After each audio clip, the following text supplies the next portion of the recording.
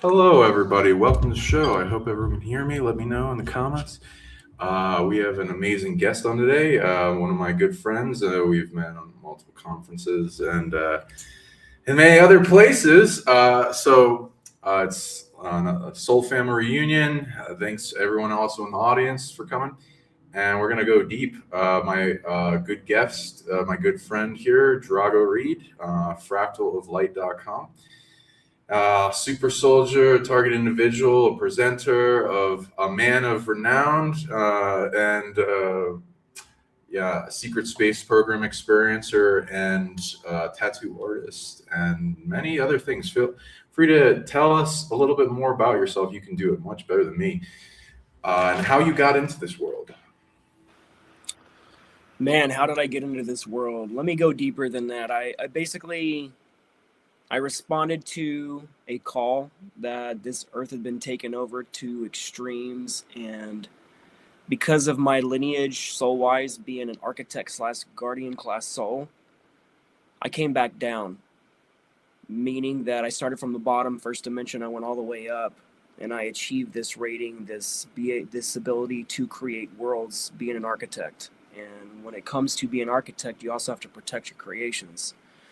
So what I did was I made an agreement to see how far the dark and the light had went in the SSP on both sides, because you say light, you think just good guys, but you have to understand that the light even went to the darkness to push these programs to the extreme. So I basically came here from the Central Sun government to uncover the depth of what has happened to all of us. And I kind of got trapped here in different ways outside of contracts, and it's been tough, man.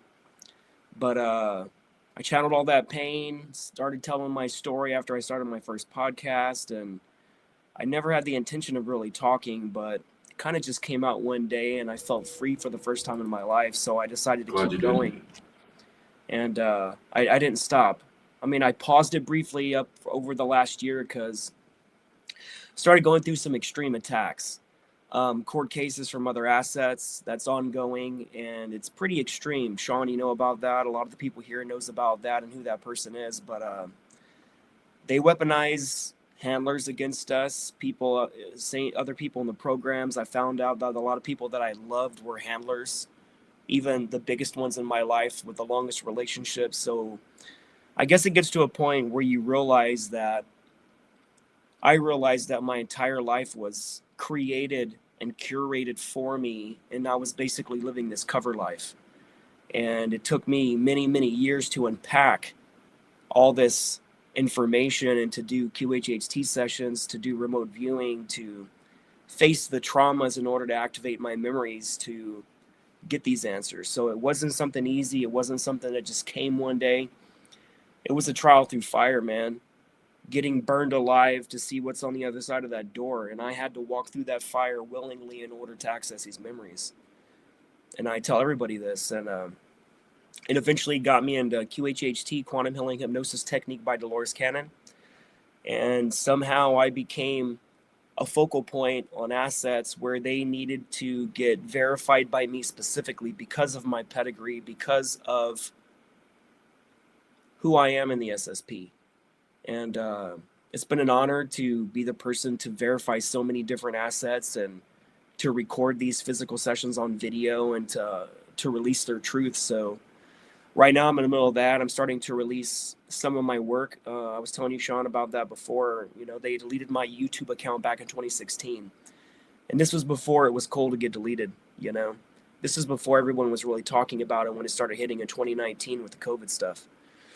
Did you check if it got reinstated? A lot of people got reinstated.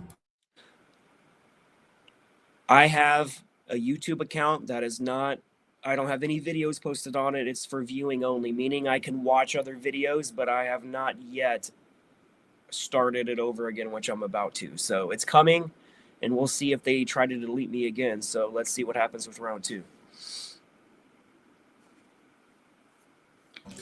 Hope you get that fixed because a lot of people had it wrongfully taken down and they're getting it back from like new things going on with it. But yeah, you deserve to come back. So hopefully we can bring that out. Okay, and tell us about your remembering. How did that start for people? I've had a lot of memories since I was a child. And the way I like to describe it to people is imagine having the mentality of someone in their 20s and 30s and the experiences of someone in their 20s and 30s in the mind of a 5 or 6-year-old child, remembering what adults are capable of. So I had the knowing of what very bad adults are capable of doing to children at a very young age. And it taught me what real reality was, and it taught me that the world that was surrounding me as a child wasn't real, meaning that there were programs going on behind the scenes that most people will never even be aware of that are real or even accept that is real. And that's how good they are at these projects and programs. They hide them so well, but they throw them right in your face on all the TV shows and streaming networks. But they make it sound so sci-fi that when you tell people your story, they compare it. They say stuff you mean like 11 on Stranger Things or like Jonas on the Netflix series Dark.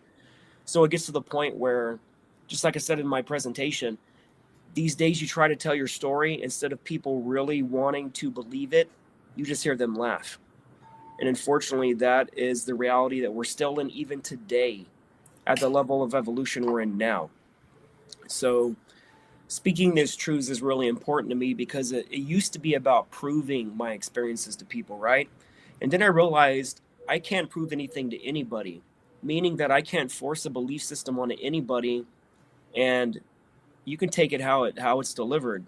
Take it as truth, take it as however you want. This is my reality and what I went through as a kid, even my entire life. So over time, I realized that I had a motorcycle crash in 2005. And one day I realized that most of my memories of childhood was gone.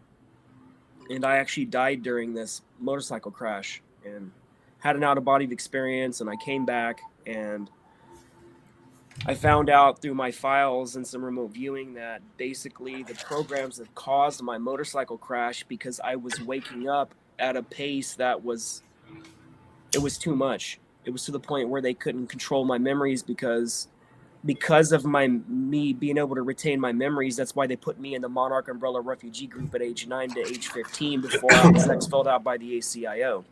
Because I kept breaking programming, I kept breaking protocols, I kept disobeying handlers. And they put us in that program because we were the ones that were hard to program. So they put Julia Angerhaven in there. They put Brian Singh of the Full Disclosure Now conference in there. We were in the same group together, tortured as kids. And we kept waking up. We kept breaking program. So we became a certain kind of team. We could talk about that later, but you asked about my memories. These memories have been ongoing my entire life. I would say that the level of detail of stuff that I know is very uncommon. And a lot of experiencers, they don't have this much, but you have to look like what I've been through. I've done over $7,000 or $8,000 of regressions, 7,000 to 8,000 hours of regressions on people. So like you, Sean, you do these spirit quests, these soul quests, and you put people under with hypnosis, and you can discover these truths about people. So imagine what people like you know. You know what I'm saying? Like, we know more answers to most things than most humans do on this planet and other planets because of these abilities.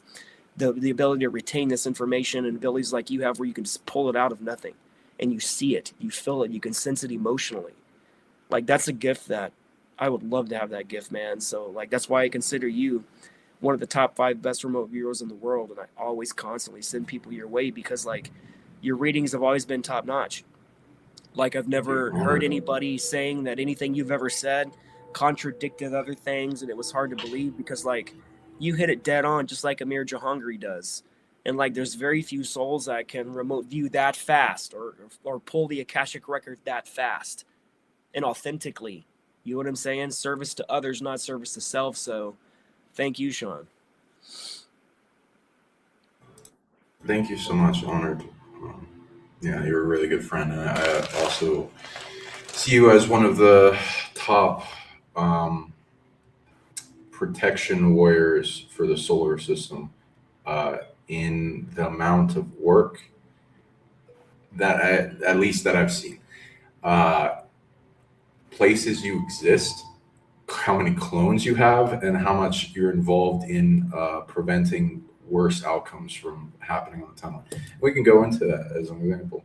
Like one time I read that you had fuck tons of clones being and I did a reading on somebody that was similar last night. That uh, it's like people are getting their DNA taken and then made clones of specific powerful people that can be sent into high level numbers of themselves in shock troopers to stop invasions in the future into the solar system and colonies by especially insectoid races. These two especially different points in time in the future, that big invasions of ETs that are very overwhelming, and it's not set in stone how it goes because it's constantly, there's a timeline war over it by both the light and dark, and you have a lot of clones being sent there to prevent their encroachment deeper to the solar system.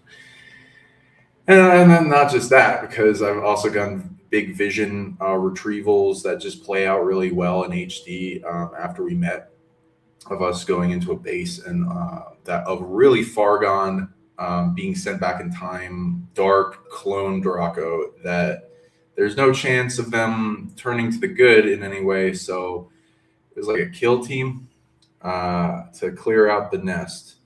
And that was fun seeing the abilities that we had with that. Okay, so and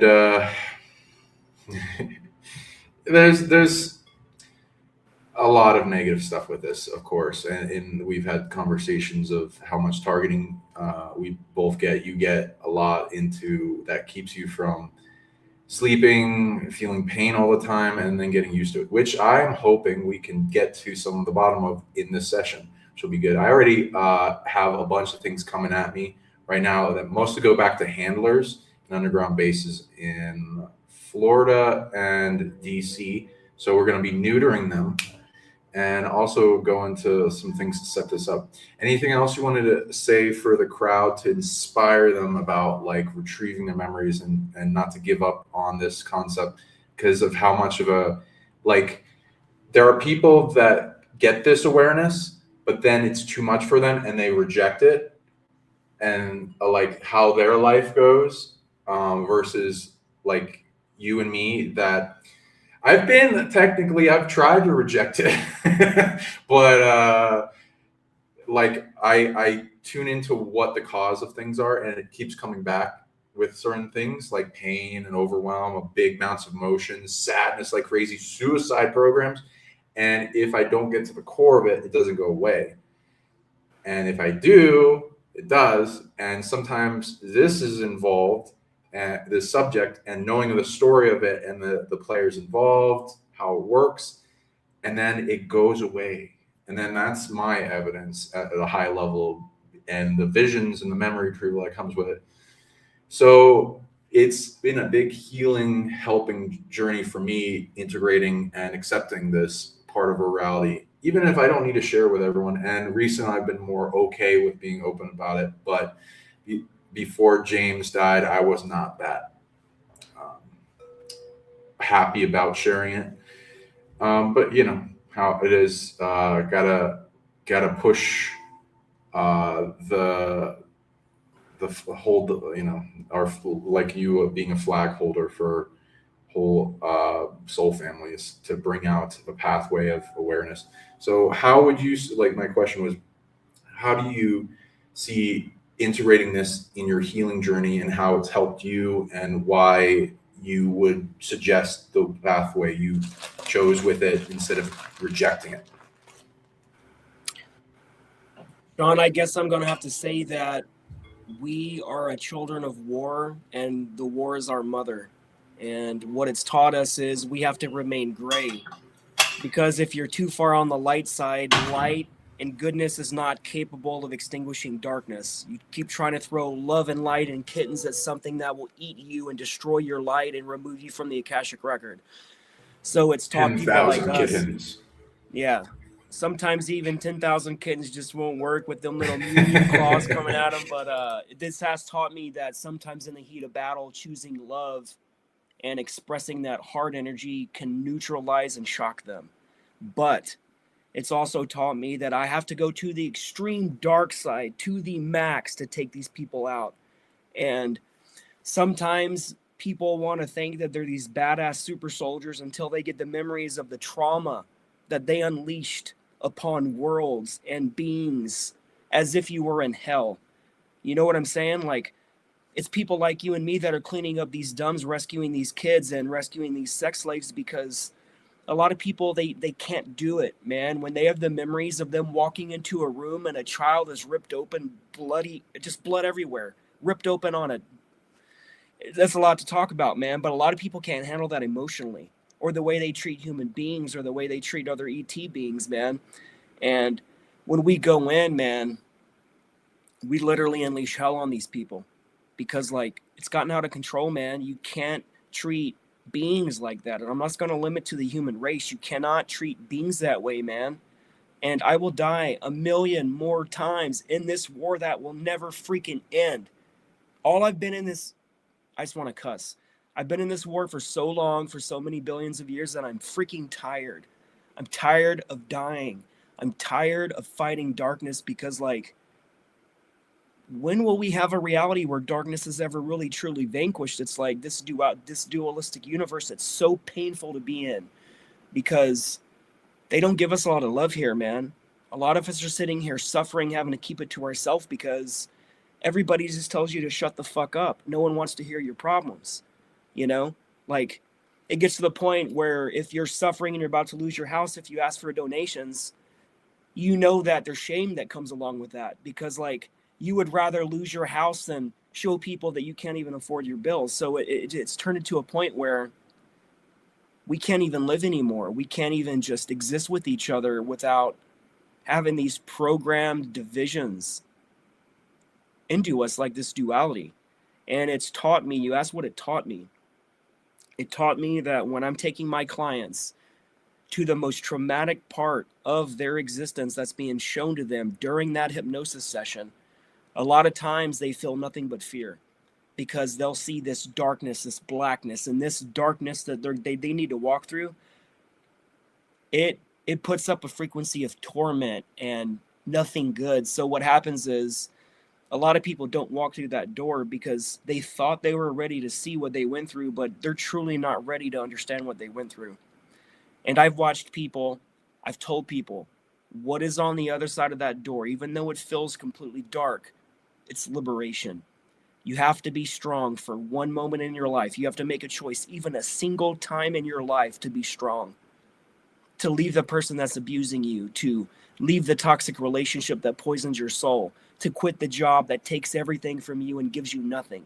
You have to be strong. You have to walk through that door no matter what it is. And what it's taught me is, that actually made me powerful, because it made me the custodian, almost like the Grim Reaper, walking someone through not the door of death, but the door of life. And I had to present myself as something dark in order for you to understand that it was an illusion, a projection you projected onto me in that moment, and I'm not actually the Reaper. I'm actually the being extending my hand, telling you everything will be okay. You will be safe. I promise I will protect you. Nothing on the other side of that door will hurt you or harm you in any way. This is evolution. So that's what it's taught me. Anytime I'm seeing someone going through this trauma, I just happen to know a lot of answers they need to hear. It's because of my lifetimes of being abused and putting these programs in these 20 and back and 40 and back and 60 and backs. Like, we've discovered I've served over 2,500 years just in the life of Drago Reid and time travel programs, man. Like, do you know what that's like? Like, for Penny Bradley, she's did over 90, 60 and backs. That's over 5,000 years of servitude, man. And it just gets to the point where if a person like me can get up every day and not kill myself and show up to life.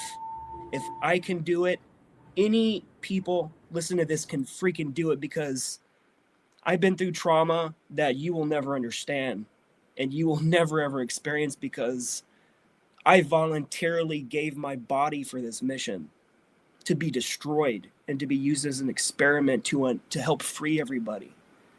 So it's a lot of pain to hold, man. But the darkness, it takes darkness to vanquish darkness. Unless you're a wizard and you can use the light channels directly and keep in love. But I haven't met very many people on the battlefield that did not go to darkness to fight darkness. I haven't met many wizards that sit there and smile upon people and sit in kitten kisses and rainbows and shit. That's just not reality, man. You have to be you have to be on the frequency of darkness in order to vanquish darkness, representing the light side. But what it also taught me is a lot of people lost their souls doing that, because they went so far to the dark to vanquish darkness that they became darkness. So it was my heart, my empathy, my morality, specifically my morality, that kept me from going into the dark. Do you understand that? I think many people can truly understand what I just said, because you don't think I want to seek revenge on people that harmed me. You don't think I want to be the karma to their lifetime, and I can destroy numerous people. I can destroy so many famous people right now just from my testimony. Their life will be toast and done. But it gets to the point where you have to realize you can't always just be that karma for other people. You've got to let karma play itself out, and you've got to use morality and choose to be good. Because I used to be the guy, if I went to a club and 2 cars parked on my car and I couldn't even get out, I would slash all 8 tires of both cars. And I've done that before. I slashed all 8 tires because I couldn't even get out. It took me 30 minutes to get out of there. Forward, backward, forward, backward, forward, backward. Now I realized if that ever comes, I want to be that old person. I realize it's no longer me, because I'm not angry like that anymore. I don't feel the need to feel that retribution, because I realized it's not who I am anymore. And it took a lifetime of evolution to find that person I am now. Well said. Thank you.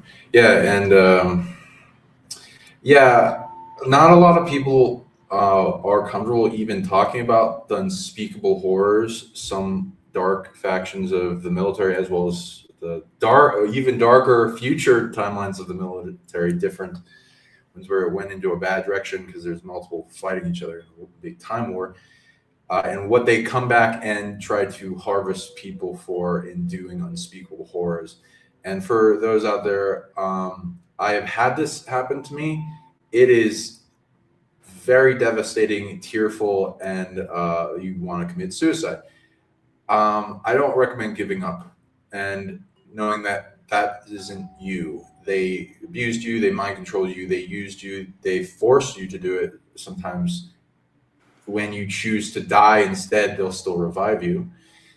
I also recommend amplifying in psionics, because they're utilizing you, you're targeted because you're a powerful being, and that power is constantly never fully tapped into, and can constantly be pulled out. And you can pull enough out to put enough backlash sent back in time to shift the timeline where timelines like that collapse. That unless there is any good reason for it to exist, they are stealing authority for it to exist, and they are the dark, evil assholes. And you're slowly pushing it to where more only you're being utilized for less evil and neutralized forms, otherwise threat of punishment by everything they did against you and made you do, back onto them in suffering, and back in time in like a teaching to, by their own choice point, collapse the timeline and not do it. So I recommend that. It's absolutely possible. It's just for the ones that are high level abilities, you have to put a lot of force to stop them from doing that. And sometimes it's very difficult because they keep trying to abduct you and keep trying to do. So don't give up. but also know it doesn't just come easy. Then, Whatever happened last night, this just appeared out of nowhere. I went to the grocery store and it was bleeding. There's a hole in my arm.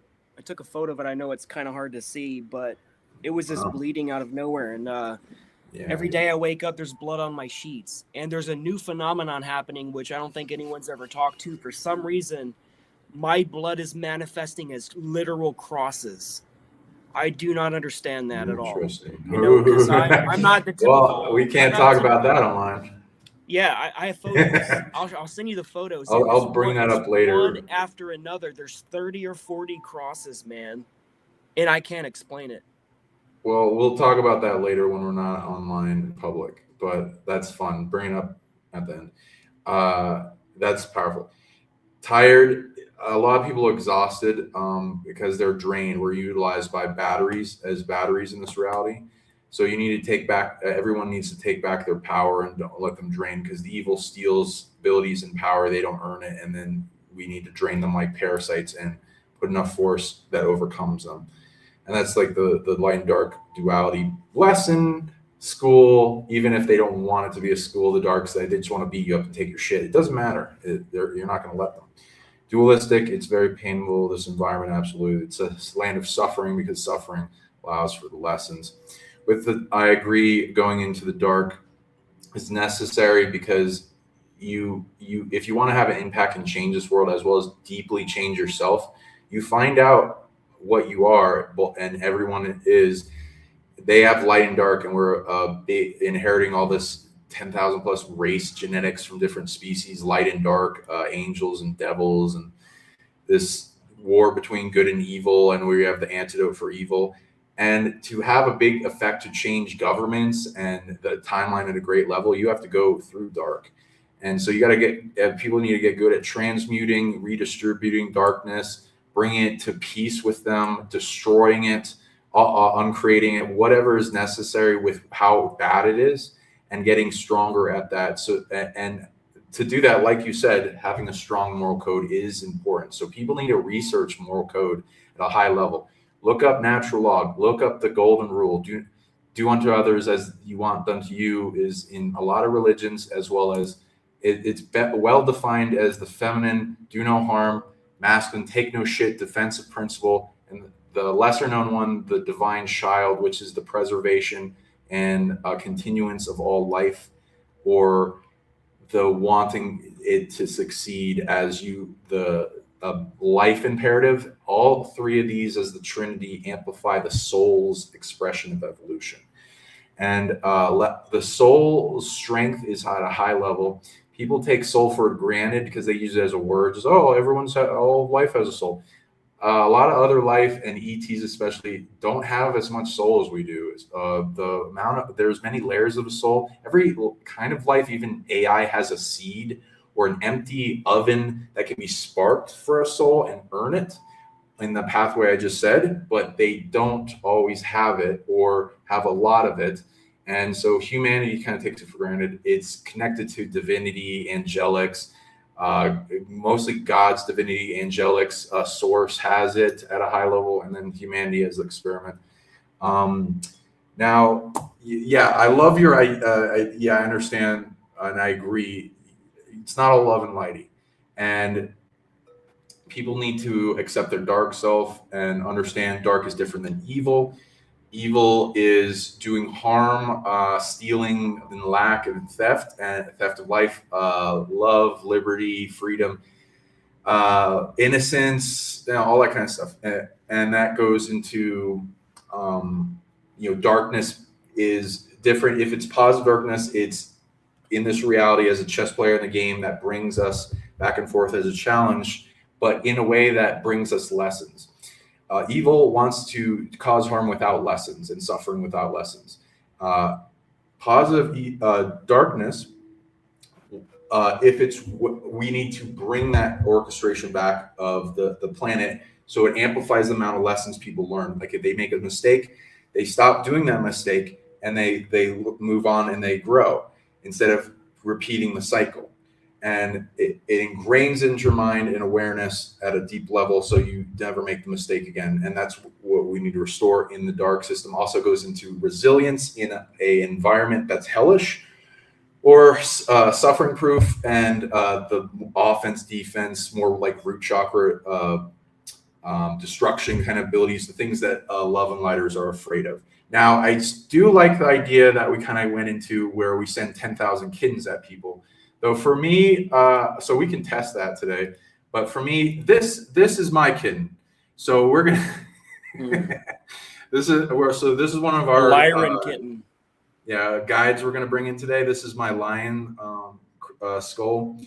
Got from a zoo, died natural causes, from native tribes. They're selling it. And I'm also native, so there's like a thing with me, like with totems, that I like bring them, heal them, wholeness, restore them, amplify their soul to get bigger, and then they bilocate it naturally while the main consciousness moves on, and I help it with a successful death. And its bilocation stays with me and the totem, and I train it and heal it and bring it wholeness, empathy, love, amplification, and increase its intelligence, and it just gains abilities. And I especially help them do missions, which is mostly towards their race, which is to make it so their fertility is strong. And a lot of pyramids on the planet have Lyran interaction, and so if you turn them on, it increases the number of those big cats in the world, including tigers. And this one's a lion. I also got these to show you, which I haven't showed on stream yet. Some of the alien artifacts that want to come and support us in our vision quest in protection. This coffin has a lot of protection on it. And it's got these long skull guys with wings, triangle, obelisk, interesting scarab. This is my second coffin that I got. And it's got these little ET guys in there. But yeah, these are being dug up out of Mexico. And then I got this UFO, which has booby chip design on it that's going to help us. It's got a crystalline AI in it that I was able to awaken. It's like it's a high technology car key for a bigger ship, apparently. It's got a little guy in there. And it's got like mer people on it. So it was like that. And a big protector that wanted to trade and support you is one of these crystal skull guys that I got that have these long skulls with wings and a mermaid tail. And there's little UFOs on them like that. And here's the mermaid tails. Wow. And this one glows. So there's a lot of evidence being dug up for aliens. And so, yeah, people need to start questioning that skepticism in their mind that's coming down on them on all sides from the Matrix. It's not always reasonable. It doesn't always use a scientific method. And so they need to know the scientific method fully and then be more openly skeptical and not believe every thought and emotion they have, because there's a lot of emotional and mental mind control going on us and thrust upon us. I do have a jaguar skull. It will come in later for everyone. This is a lion skull. And I got a tiger skull. I'm wanting to bring the cats to, I'm making them bilocate all around and going to different pyramids and getting more power. And then they're going out and amplifying the fertility of all these wild cats. So that's what I'm trying to do. Okay, so let's get into this. So do you have an eye mask or anything? I can get one. Yeah, go ahead and get one. Everyone, go ahead and get your eye mask. This is that time. I'll let you take your pee break or whatever. Everyone take a little. Look at something that's never been seen before in my background. Woo! That's nice. Okay, everyone, take your pee break. Get your eye mask. Come back in a few minutes.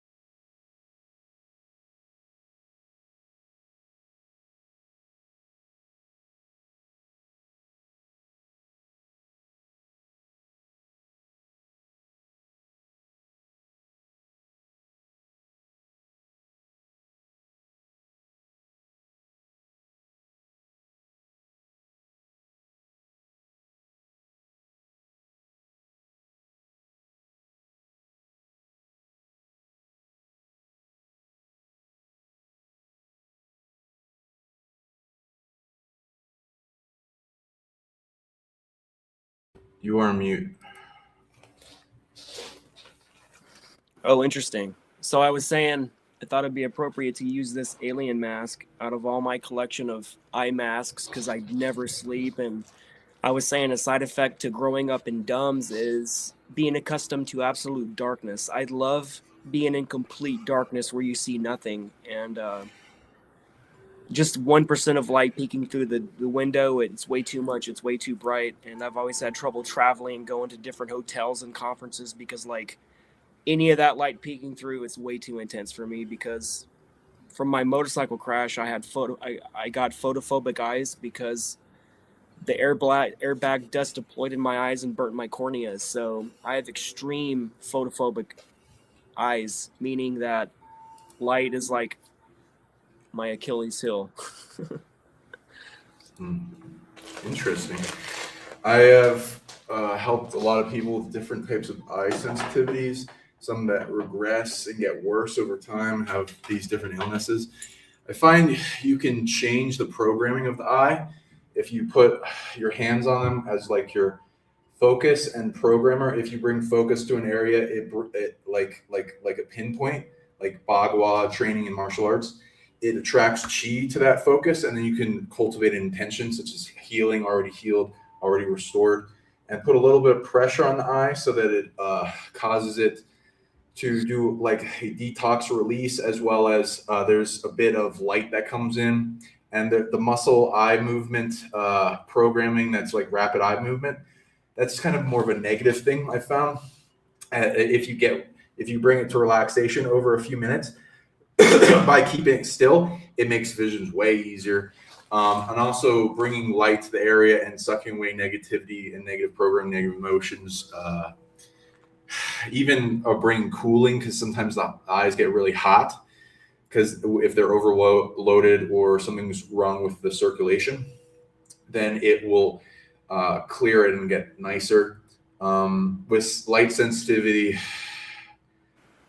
that might be an indication of an ability you have, though I haven't ran into it that much, but it's probably will speak to other rare things about your eyes and that you can discover and what can be turned on, especially as you bring it completely under your control.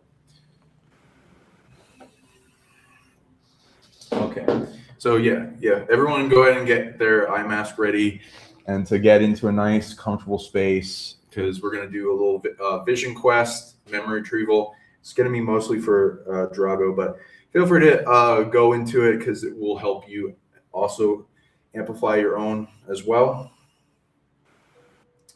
And I'll get into things for people, and we're going to have some fun. Let's see here. How do my eyes look, everybody? Oh, that's cool. Yeah, that's great. I love it. Okay, sweet. So I'm gonna read into things of how everything's working for you.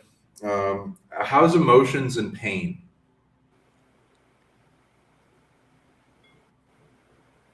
Emotions are there. Is the pain gone, or? It's not here at the moment. Sweet, yay. Okay, that's a good sign. Okay, we'll try to make it so that stops.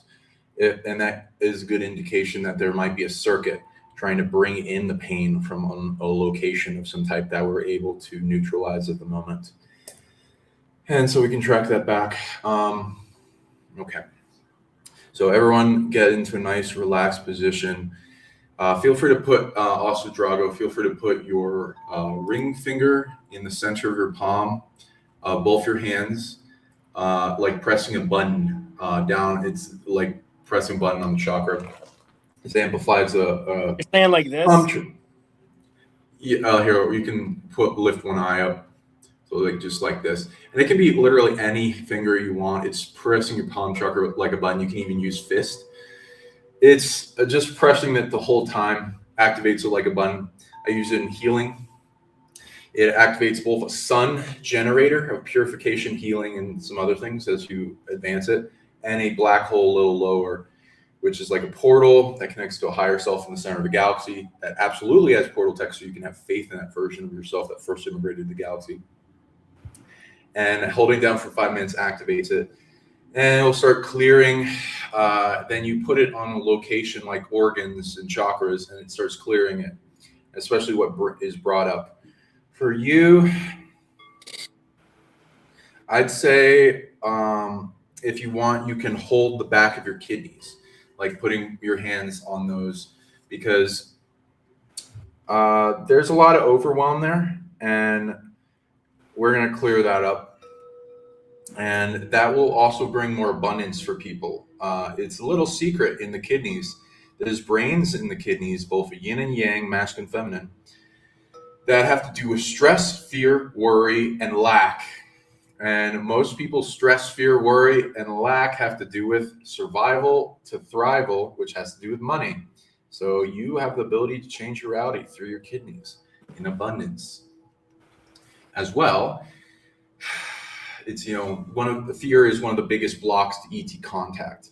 And as you clear the organ, it's gonna the chakra will vacuum away all negative attachment, negative emotion, negative energy, negative entities, and send them to the center of the galaxy for recycling or where they need to go processed. And you're gonna get that organ nicer and nicer, clearer and clearer, brighter and brighter as you breathe into it. And it's gonna feel more and more bliss, and the opposites of lack, fear, worry, and stress, which is abundance, not wanting, not in lack, satisfaction, fullness, contentness. Also does a lot of other things. Okay, so yeah, when we're transmuting, redistributing, and that's like hugging around a big ball and collapsing it out of existence, seeing it go through the center of both the kidney and the heart through a portal held by your source, sending it to where it needs to go if it is not transmutable because it's been dumped on you. It's going eventually back to the being that deserves it, that it was generated for. Or if it's really far gone evil emotion, then it's destroyed or uncreated and collapsed out of existence. And we're breathing and making the light in your heart brighter, seeing it with each breath get stronger for your abilities with faith, love, and gratitude, like there are suns turning on in your body. Okay, so everyone go ahead and go into a little vision quest. And I'm here walking through it. Okay, see yourself going down a staircase in your mind. Get good at imagining, detaching from the external body, going inward into a little dreaming astral vision kind of body tech in your conscious mind, going down staircase, feeling what it feels like to remember going down a staircase in the past. Each step you take slowly going down, like feeling either the wood, the concrete, what metal, whatever is the best memory, what that feels like going down the staircase. And for those that have visions, feel free to see other things that come in, and things will come in and give you messages and all that, and take note of it, and feel free to comment it if you want. But I'm going to keep walking people through, and you can always come back, and we'll get to everyone being able to go deeper into their vision and turning on the third eye light. So with this all, every time you go down the staircase and every time you breathe deeply inward, your vision gets brighter and more HD. You start seeing more. You always are able to see there's all these attachments to the mind, emotion, the body, spirit, the ego, etc., that pull us away from seeing more. It never fully goes out the light, though. It just gets really dim. So already can see pulsing out from your heart mantra.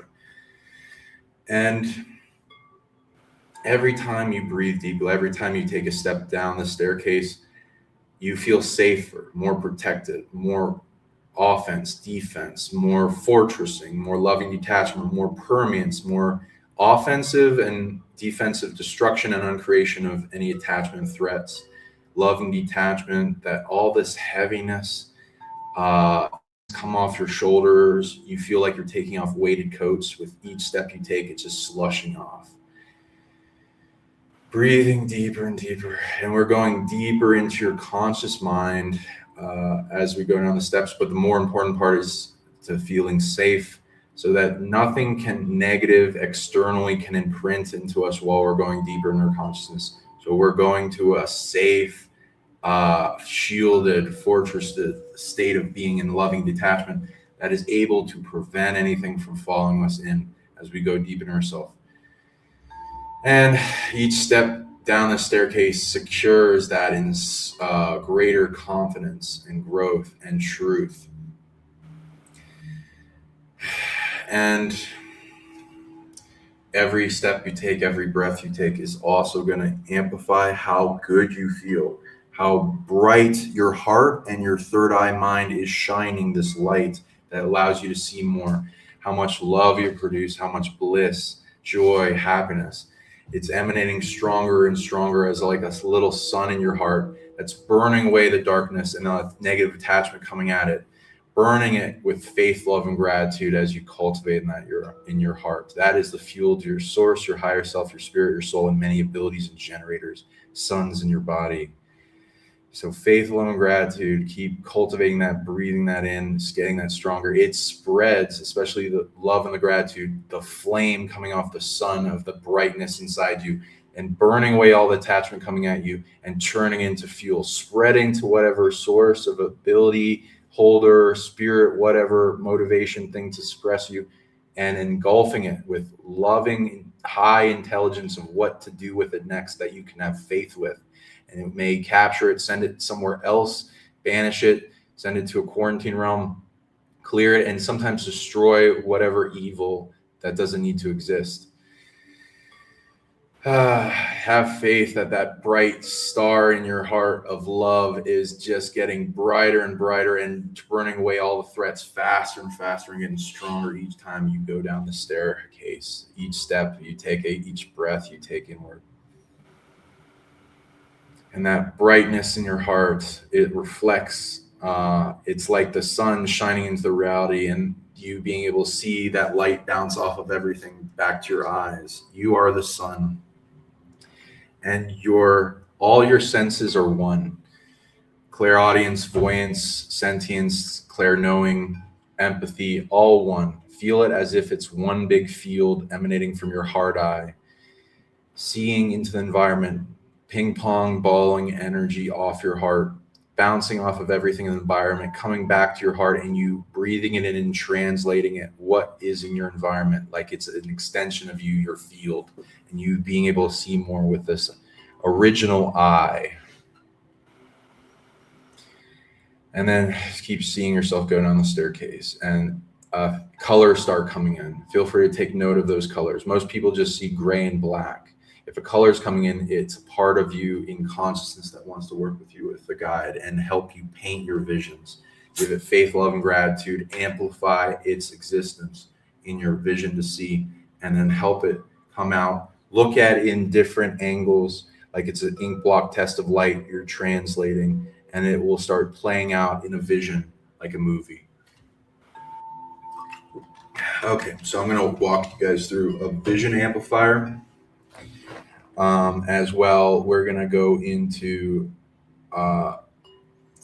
seeing and feeling each step you take in going through the vision and the stairs, that you're going to get all these layers of attachment cords burning off you, burning bright with your loving star in your heart, faith, love, and gratitude, spreading this fire, engulfing those attachments until they are no longer on you.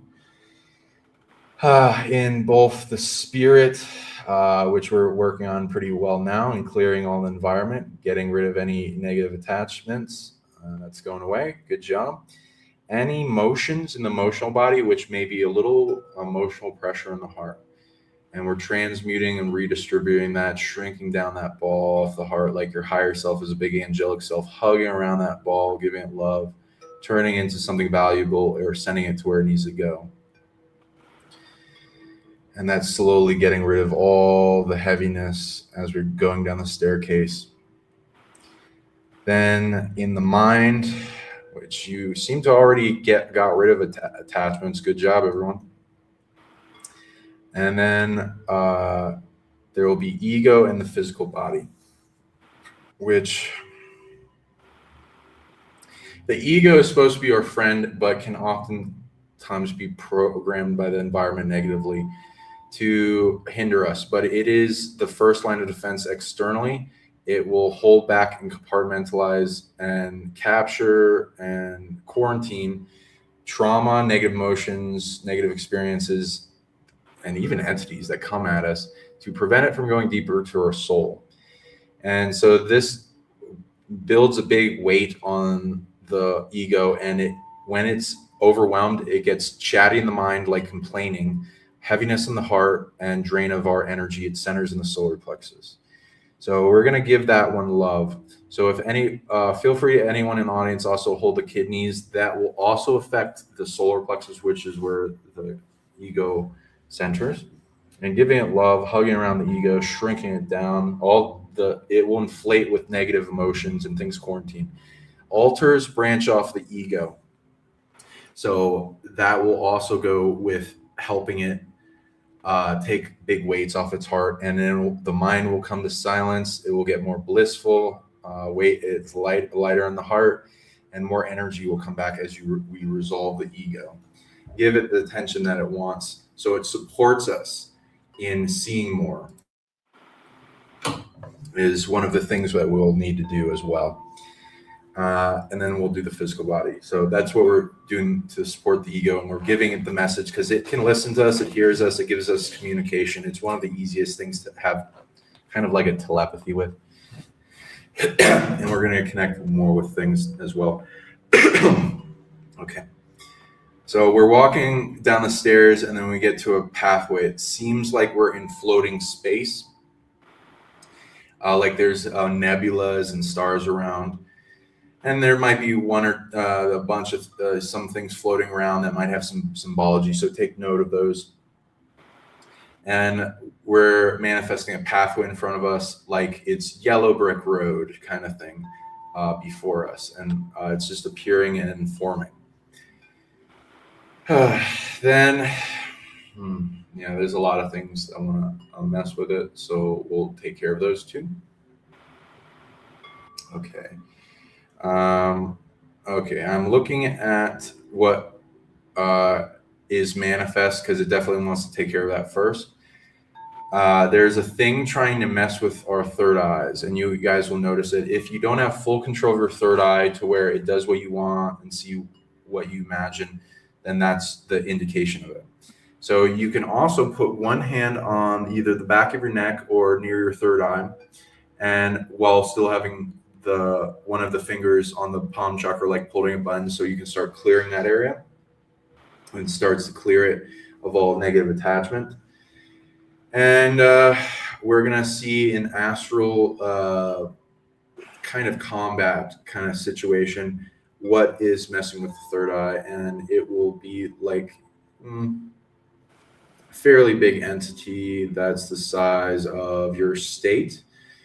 And it's got all these it's like a black orb with a bunch of tentacles coming off it and going different places. And so we're going to start surrounding things with that. So I'm going to give you some protection and stuff. Things that come to you.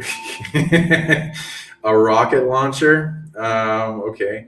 Gets manifest to you, Drago. And then also, what the hell is that? What the fuck is that? It's like some kind of giant sword that is like it has all these little swords that come out of it like a pocket knife. And they all do different things, and it can shapeshift and collapse. And what the hell? Okay, this is for you. This is your sword. Right? And it shapeshifts. It can fire things. It's like a sort of nanobots or something. And it turns into whatever your mind responds to, and as an extension of yourself. And it can even make the sword increase its size and how long it is in a big slash, and it can ignite a fire around it too. That's cool. Okay, so you got that, and it seems you're any defense weapons. You already I guess a nanobot suit armor is forming around you in a good way. So see it as like light, positive source energy, constructed, just shape shifting armor. And it has its own shield, kind of like force field, and that you can increase it with your heart output, with love. It seems to center in your heart, the ability of it. Kind of like the nanobots coming out of Iron Man's heart symbol thing. Okay. And now we are. Feel free to shoot rockets at that thing and have your sword turn into whatever you need as like an extending blade, and then chop that thing up. And I'm gonna surround it in a big swirling fire, as I have this like thing that emits fire, and and I can control the fire, and it turns into a tornado and swirls around in a sphere, and then starts collapsing that through a black hole portal and sends it to where it needs to go, out of existence. So then it's shrinking.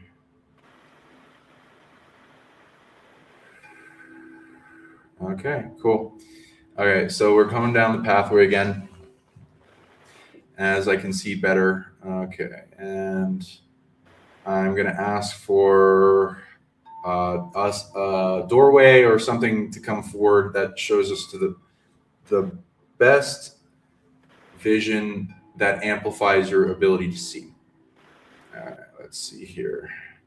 I see this archway, and it electrifies and then turns into plasma. So it's like a little portal doorway. Okay, so we're going to start. It's like yellowish. Feel free to come along and walk. And we got our line guide next to us, by the way. And so we're going to kind of, the line's a little ahead of us as we're kind of following it. It knows exactly where to go if you don't. But feel free to train your senses on where to go. And we're going through the plasma right now. And it's like shimmering and shifting. And wherever you end up first, it's going to start darkish. So be okay with that. It's going to start forming as you have your field bounce energy off your heart and then bounce off the environment and come back to your heart, and you translate it. So we're going to see what's going on internally.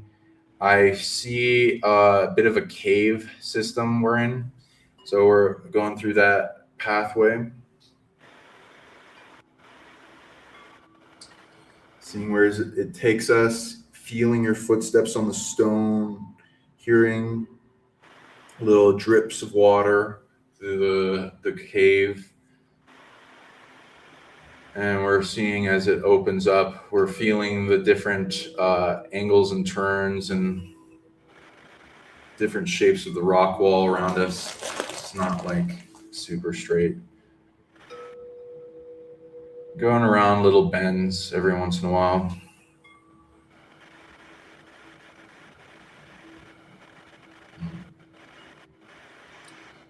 Okay, it's starting to open up, and I'm sensing into the environment.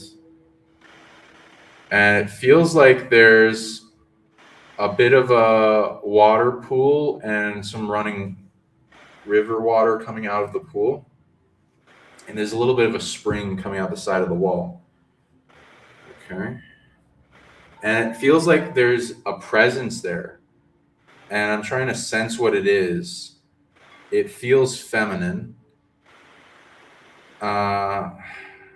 Okay, interesting. It's like Undine or nymphs, kind of like water spirit females. Okay. They don't seem to be scared by our presence, and they're like kind of playing with the water. As we get closer, we ask, "Hey, hello there. How are you? Can we join you? We've been brought here." And the tiger already gets in the water. Interesting.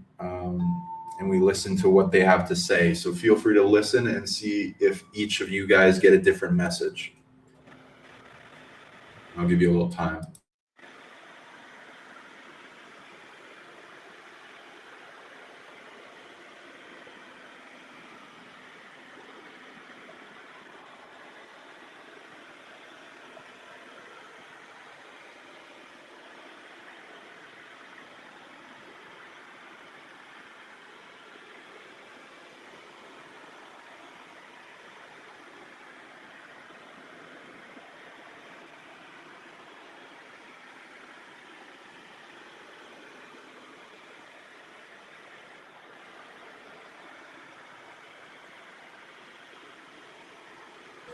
Okay, so if you need some more time, feel free to pause this video, and I will tell you mine. They said, "Hello, we've been waiting for you. Get on in the water. It is a special divine water that is an embodiment of our. It's like the word is translated like ancient grandmother, and it will clear a lot of your woes and help you to see more clearly, as well as many other gifts will be granted. And we know about you all, and we've been waiting. So feel free to write in the comments what you heard in message, as well as if you heard anything, feel free to say it, Drago, but you don't have to. Since we started, there's been a gray on each side of me, left and right.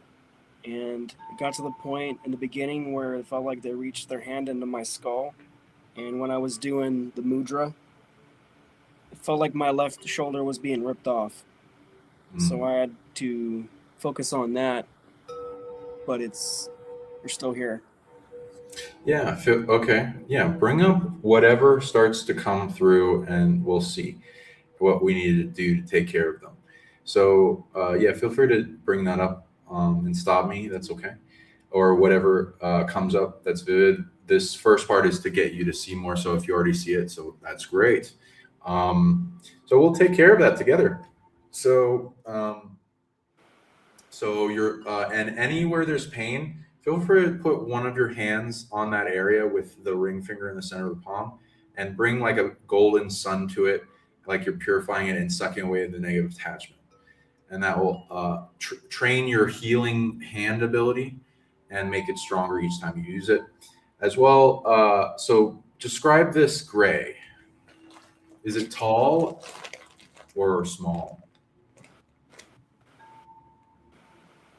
I would say he feels about 6 foot tall, and they're wearing robes. Okay. Does it look like the Matri or tall white, or like, do you know anything about it? Standard gray. They kept projecting their eyes here in my vision, and they're covering their slits with the black eye covers. Okay, yeah, let me know if any of them interfere. That's exactly what we wanted to take care of, because those will be handlers. So we can look into them. I'm reading it's evilish, meaning it didn't earn any of its abilities, so you can neuter it. So you still feel that pain on your shoulder? No, the moment I stop focusing on what you're asking to, the pain miraculously goes away. Good job. Okay, so yeah, and anywhere attached to you, it enters your game. So you can use that in divine natural law to pull down all of its abilities it's using and neuter them. So hold that area where they were targeting, and also hold your heart with the other hand, and see the bright light in both areas get brighter and brighter and burn away with faith, love, and gratitude. And see that, especially with the love and gratitude, it spreads the flame through the attachment cord all the way back to the being, and see the flame engulfing around them, however big size and scale. This entity's whole stolen ability auric field seems to be the size of 83% of the galaxy. So then we're going to see it spread to that in a big encompassing orb of flame around that, with your higher self hugging around it, and then collapsing it all down slowly, giving it love, faith, and gratitude. Let's see what it wants to do with all that energy. A lot of it, interesting. Wants to be turned into your own abilities, but be purified first through your source. And then, so we're giving it all to the source, and nerfing, neutering, neutralizing their ability until they have no ability to affect you or track you or lock onto you. And they have, by entering your game, given up the right to their abilities and harming you. And so we're amplifying that. And breathing deeply, and every once in a while holding our breath as we speed that up. And I'll go through some astral combat pointers to speed this process up. So it's pointing to you. One, let's see. Wants you, yeah. Okay, so you're giving your source and higher self faith, love, and gratitude, and amplifying them like it's a big ball in your heart, getting a ball in your heart that's getting brighter and brighter, sun emanating, getting bigger and bigger. And it's like all these tendrils of the sun kind of flare thing coming off like arms, and you're gaining more and more sun arms that are going to be able to do millions of things a second, countering everything that's being done against you. And you're seeing it empowered to the infinite to overcome any finite being. And then it's now pointing to them. Okay, it wants you to, okay, what's your ability? Ooh. What? Ooh, you got control over a rare type of energy. Let's see.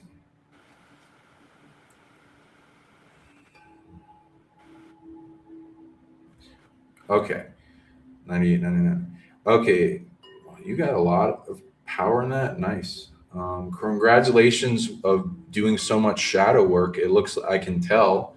So the shadow body is, it's the Carl Jung self-defeating program compartment kind of thing. It's usually centered in the root chakra. It's compressed to there, but it's, when you overcome it, it's turning self-defeating programs into self-supporting programs. And when you get good at it and influencing that energy, you can both stop it from being in you and turning into something valuable, as well as flaring it up in your opponents. Let's see here. In their heart, in every one of your opponent's hearts, seems to be a little bit of shadow. And your goal is to have your source connection and prime creative galaxy back you in alignment with your moral code, natural law, which is how the universe will back anyone. Come and amplify through your heart the ability to flare up this self-defeating system, but for the light in their your opponent's heart, and then expand like a shadow that's getting bigger and bigger in their heart, expanding like tentacles, stopping their thing against you, and then you shrinking more and more the parasite ball down of stolen energy, stopping them from being able to do things. So this is an ability you have, so you can have confidence in this ability. Next one it points to is the surrounding ball that we have swirling around it of fire, shrinking down in a quarantine.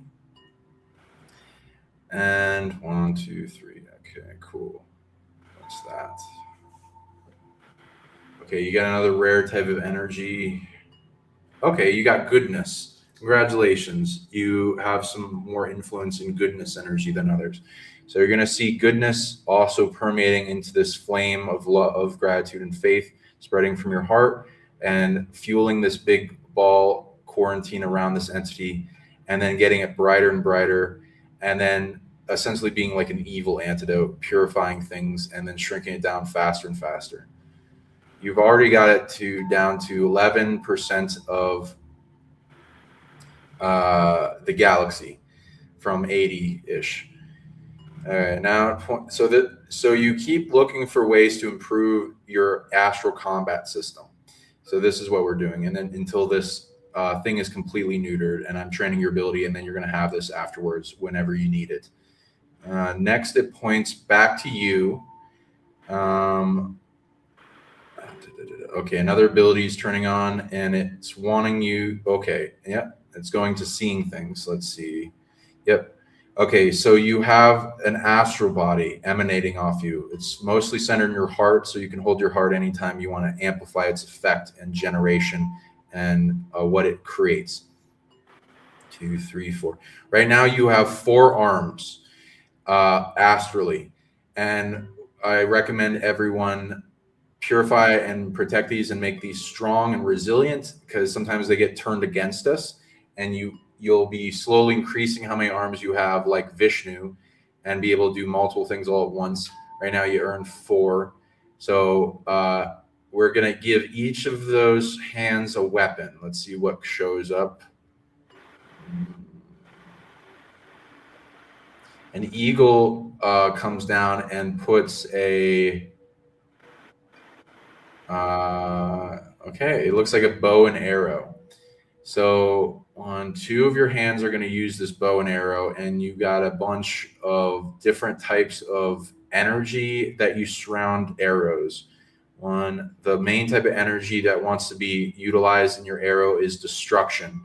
So see and program into the autopilot of your arms that it's going to unleash arrows at your foe of destruction energy, surrounded arrows, and then see that going at an efficient pace automatically. And then we got your other 2 arms.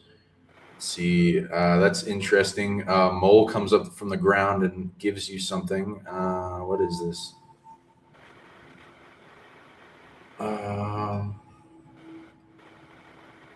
Not sure what this is. Okay. Really? What is the message there? Because I always come across mole mounds no matter where I go, and I feel they're for me. Yeah, they seem to like you. Yeah, I don't see moles in my visions much. I do like moles. They're really good for tracking things underground, which is why I'm trying to use them to, like, Thrive underground. Yeah, they got ability to smell through dirt, which is fucking crazy. So I believe with the message with that is you have a mastery in that realm. You already earned the totem animal. It's like part of your spirit bilocated to you. The mole that's coming here is a guide. So you already have a spirit mole. So that's cool. They also came to me at Stonehenge last week. Sweet. Looking for anything else. You also had a past life as a mole. It looks like that's nice. There's something you're gaining from that as an ability. So that's a great thing to be able to sense what's underground. So that's a good one to integrate. I believe it's bringing you an orb. It's kind of like what comes to mind is it's like like in Lord of the Rings, that Palantir orb. It's not evil or anything. It's like a looking orb that swirls around and you can actually see things. And just by touching it in one of your hands, you gain a large amount of knowingness for anything you want in focus. And that knowingness increases your efficiency of doing things. So, okay. So that wants to go to that hand. Your 4th hand. What the fuck? How'd you get that? Okay. Another guide shows up of yours, and very rare. I'm a little jealous. It's a saber-toothed tiger. So you somehow got a spirit animal saber-toothed tiger as a guide. Congratulations. I'm just making sure on that. Yeah, that's rare. Okay. How did you get that? Probably from Lyra. It's on the planet. It's going.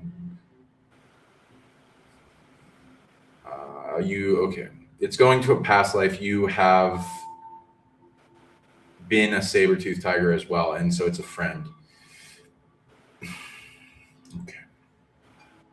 And it's got something in its mouth. What is this?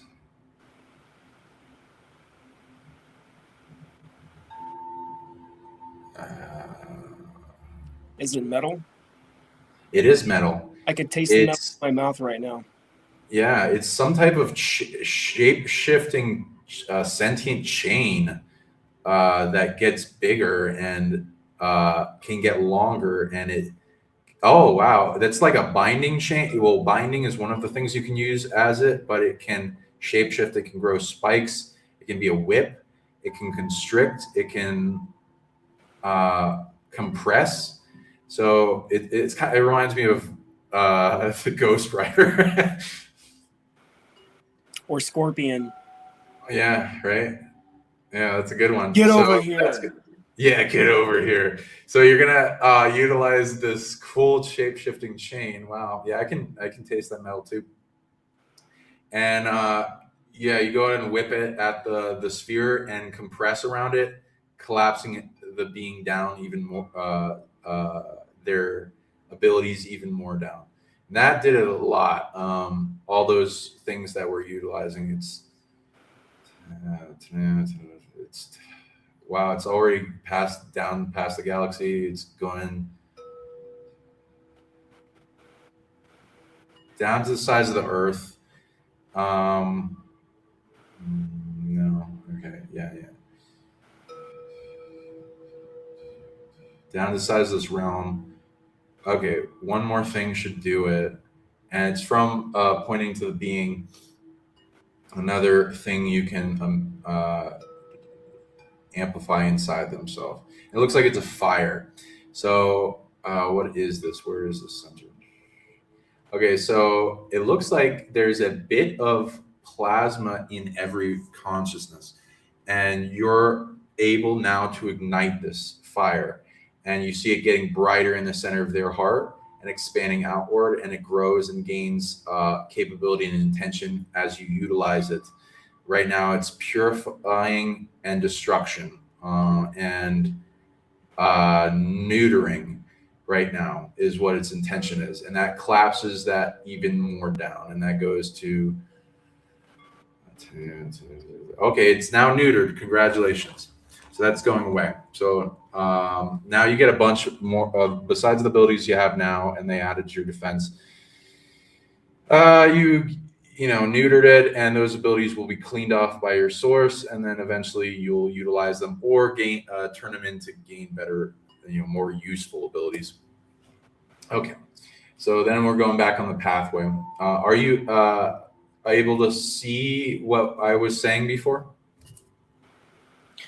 I can see it partially, but That's fine. they're Yeah, pretty we're gonna good get at it brighter. blocking this psionically. That's fine. We're gonna get it brighter. That's the first stages. So, can you bring yourself back to that cave where the Undine are, the nymphs? Can you see what we were seeing before? No, that's when felt like they were ripping off my left shoulder. Okay. So, see yourself going down some stairs again. We're going to go back. And then after a bit of those stairs, we're going to go back to that pathway in the space nebula kind of thing. That's the yellow bricks are forming before our feet. And we're going to have that door open again that goes to that space real quick, and then we'll move on to another part. So see it like a portal is opening up that is swirling around, and we're going through that, and that goes back into this cave.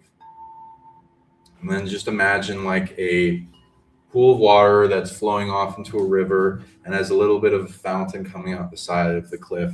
And there are some kind of bluish women in the pool that are saying that this water is going to clear you as we get under it. So the tiger gets in, we get it in the water.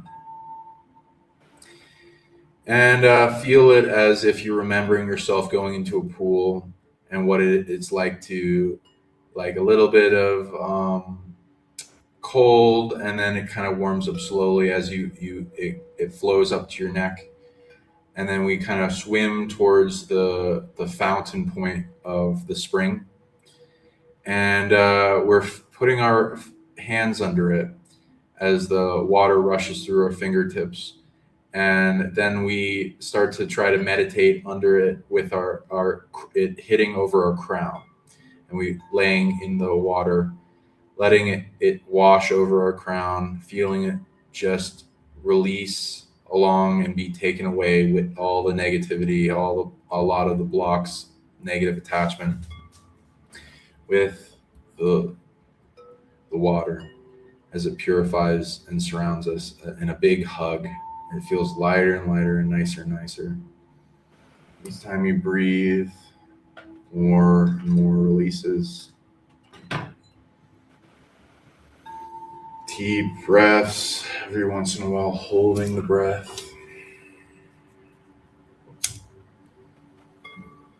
Feeling it as if it's energetically, besides washing over you, going through you, picking up the negativity and letting it flow out as it feels like your body is getting brighter and brighter, lighter and lighter.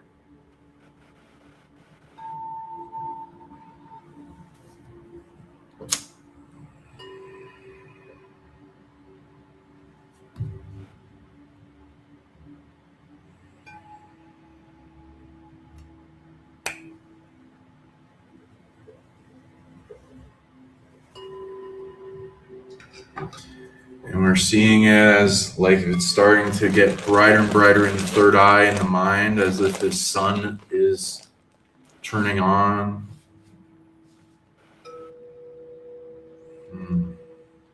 Like a light bulb in it with a dimmer switch is increasing more and more in your mind. Already brighter, already can see. And you start to feel and be detached from the external world senses, more in this vision body, sensing, feeling the pool you're in, the water rushing over you, it splashing around a little and waving out. The other people in the pool, the nymphs and what they're doing, sense them with your heartbeat, energy coming off your heart, bouncing off everything, coming back to you, like echolocation.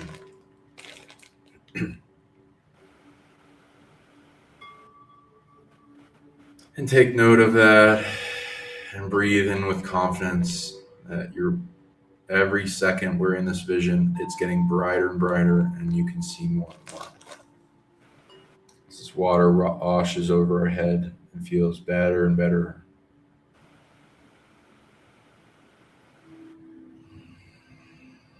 Okay. So now we go on to the next vision. So that's it. It's telling us to let go and feel like we're laying on our back in the water as the pool goes a little bit of a direction down a river kind of pathway. Feel yourself as if you're floating down a lazy river. And we're slowly going down at like this nice, comfortable pace. As the current picks up a little bit more, you start to see interesting things in the cave surrounding, like little pictographs and cave drawings. Take note of anything that sticks out to you. As you let go and feel yourself floating down this river and all this weight comes off your shoulder as you can relax into yourself more and more on this lazy river.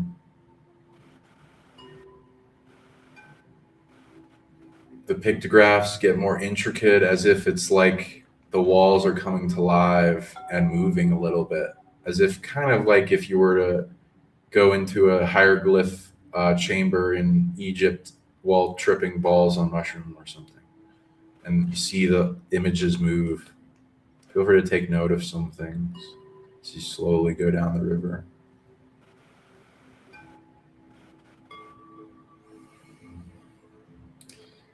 And then it's like an image is traveling with you in the pictographs, and it's playing out a kind of movie. Feel free to take note of what it's doing. And this seems to be a thing where you let it flow and then you practice your translation.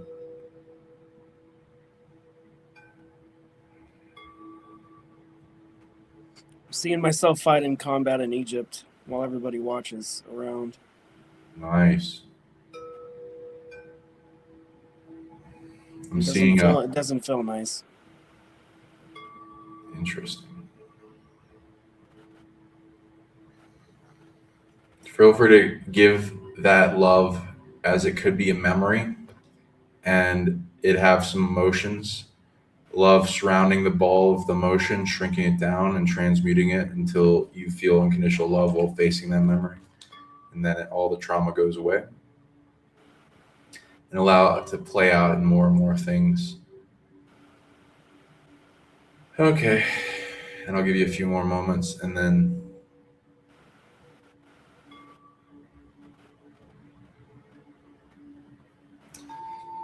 pool gets to another, the river gets to another little pool, and it's saying for us to hop out.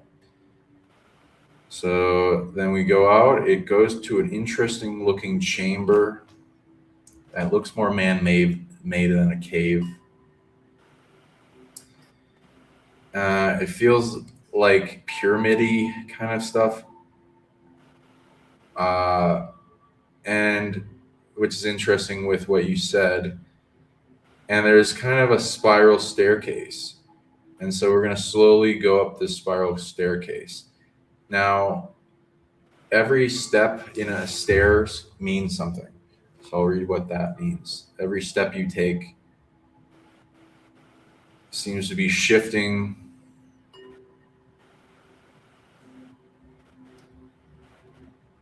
and empowering your third eye to see more. So take your time with each step, seeing it more vividly, going up the spiral staircase. And I'll tell you when it stops. It goes to another point.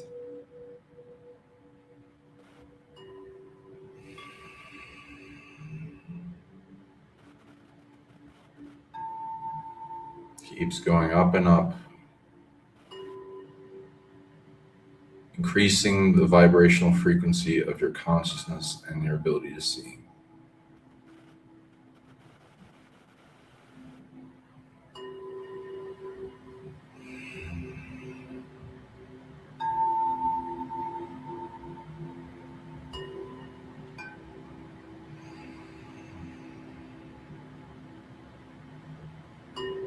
Okay, it starts to go to a chamber, which is a very strange place.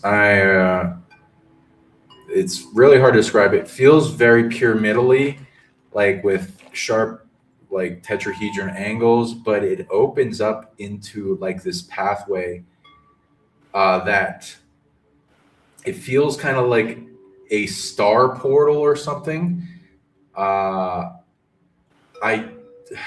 I don't know how to describe this. It's like a giant void, kind of like into the void looking portal that kind of feels like we're in space, but we're not.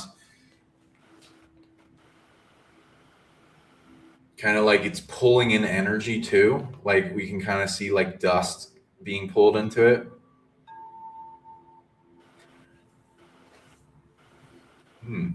Wonder what this means. Okay, so we're going to it. It's very yellow and goldenish. The what is a pyramid platform kind of around it. So it seems like an ancient royal tech, alien tech of some type.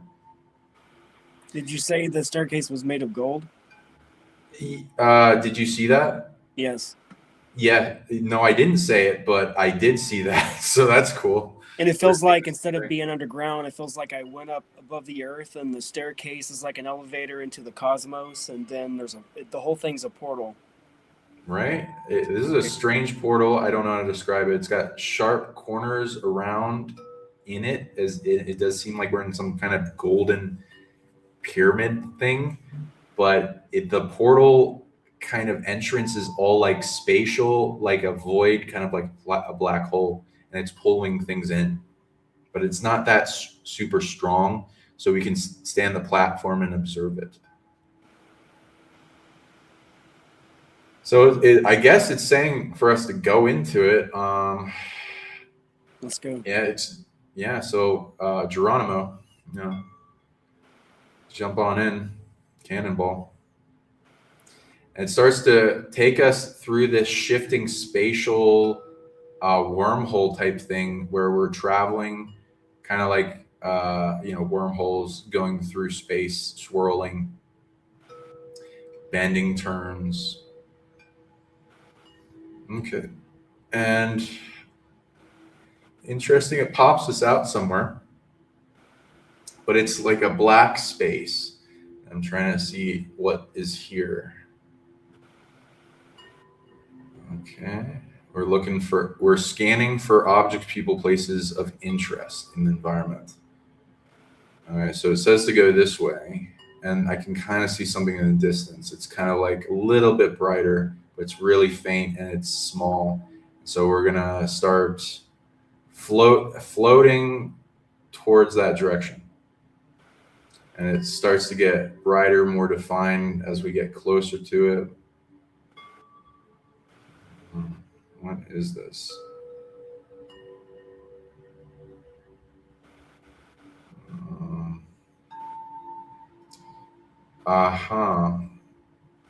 And okay, some type of being, and they're bright.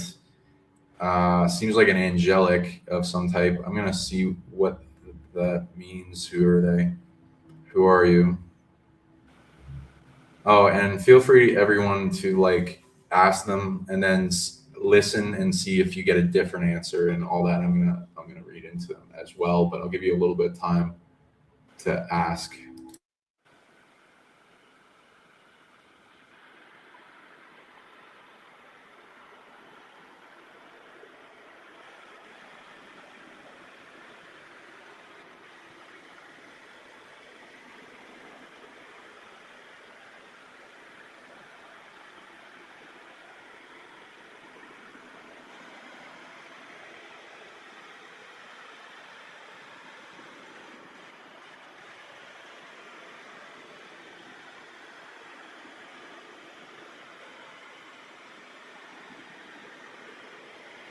Okay, so if you guys need more time, feel free to pause it.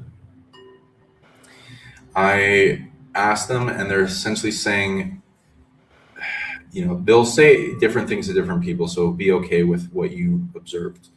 But there's an angel showing to everyone in the crowd and everyone here and they're saying, I am you, and an aspect of you, and I want to integrate, and I will empower your ability to see brighter as well as the light you have within. So believe in yourself, believe your angelic aspects and nature. And that overlays with us and integrates. What did you hear or see?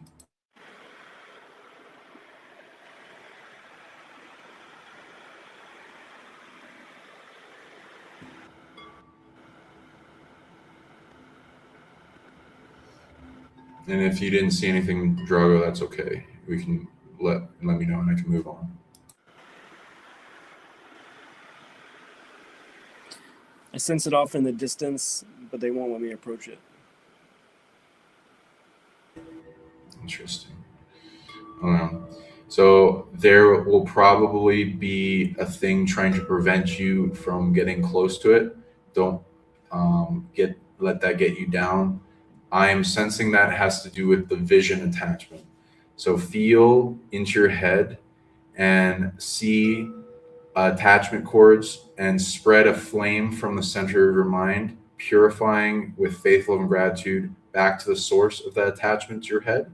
That's creating a distance between you integrating your angelic self, which is Source Club. There are false angels, but that's evil steals abilities. they steal from original angels and they make false angels. So you don't have to be afraid of the original angel, and the false grid needs to be resolved and restored. But I believe this is in your angelic self, and there are things that desperately don't want you to do that. So burn those assholes and attachments away that are trying to create a spatial difference, and see yourself be able to get closer and closer to that. And then let me know when you get close enough to start talking to it.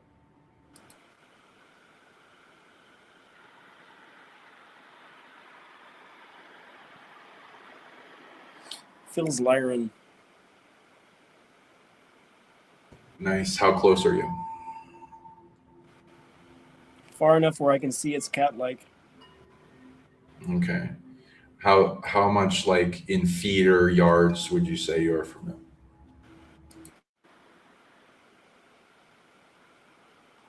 $50 yards. Okay, I'm going to read into what is holding you back. It's mostly one thing, which It some feels type like of it's Drago it's thing. wearing some kind of like light armor. Cool. Okay, so we're sending with your breath work, so deep breaths and pulsing from your heartbeat. Feel free to hold one hand on your heart and one hand a little bit on the back of your head until you get your vision more back as you're breaching the distance and get up close to this angel version of you. And you're having that flame of faith, love, and gratitude spread to that attachment cord that goes back to some Draco handler spirit, and burning their and neutering their stuff using the same methods we used with the other one. You can just snap your fingers. Commander's here now. Sweet. Go ahead and listen for a bit, and then tell us what you hear. Commander Draco has infiltrated my QHHT sessions and shown up to the last few of them, and I have battled him, and he will not go away. I'm sorry, who is he? He calls himself Commander Plus. Okay, so he has to do with stopping you in your angelic integration. Okay, so let's use the same methods against him. I believe he's also evil and stolen abilities, so you can neuter him. And then also thrust all the suffering he caused to others back on him. How would you describe him? What do you know about him? He's under me in rank, but for some reason he's not recognizing my general rank. And I have threatened him more than a few times, and whoever is pulling his strings is putting him here on purpose against his will. Okay. So he's a psychic vampire with a negative altar that's being mind controlled and then turned on you. Okay. Well, yeah, I haven't faced those. A lot of the times the main conscious has no idea. So we're going to just neuter that altar and then get the suffering back on him that he's causing, but in lessons. So that brings him to goodness and taking awareness of it and to point to it. So let's see. I would rate his overall stolen stuff as, wow, that's a big one. So he's not a normal person. The vampiric aura attached to him, it expands out to the size of the universe. So I would say there's a bunch of evil going on. Maybe he's not aware of it, but maybe one of his altars is doing that evil. So whatever.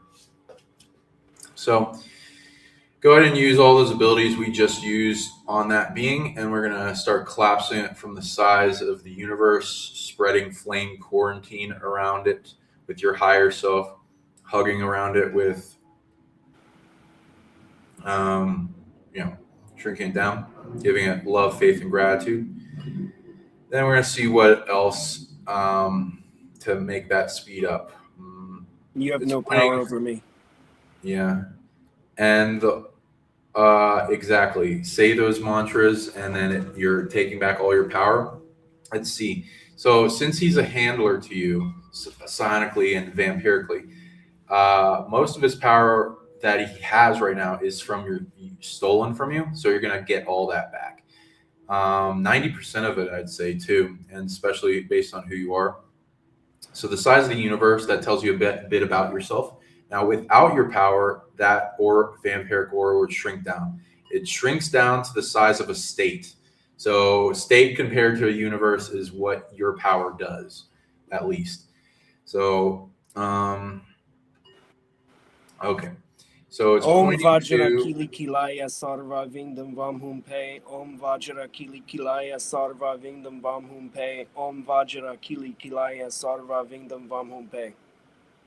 Nice.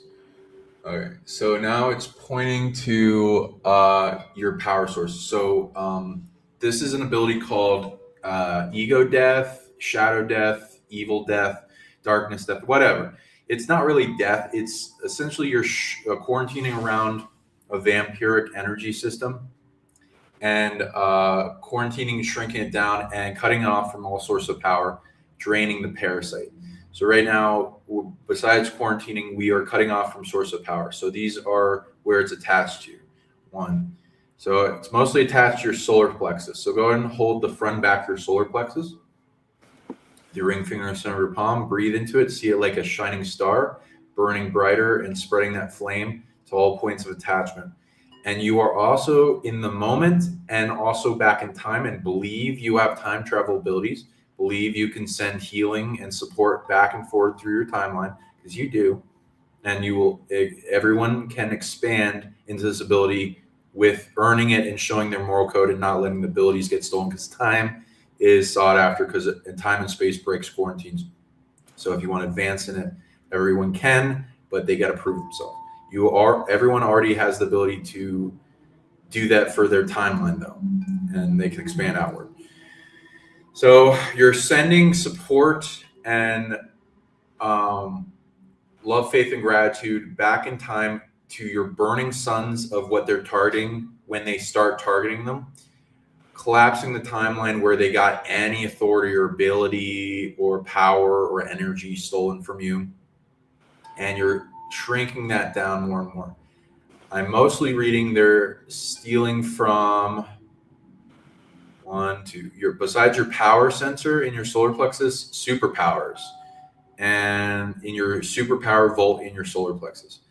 It's about 49 abilities at least. So we're gonna surround those generator suns in that vault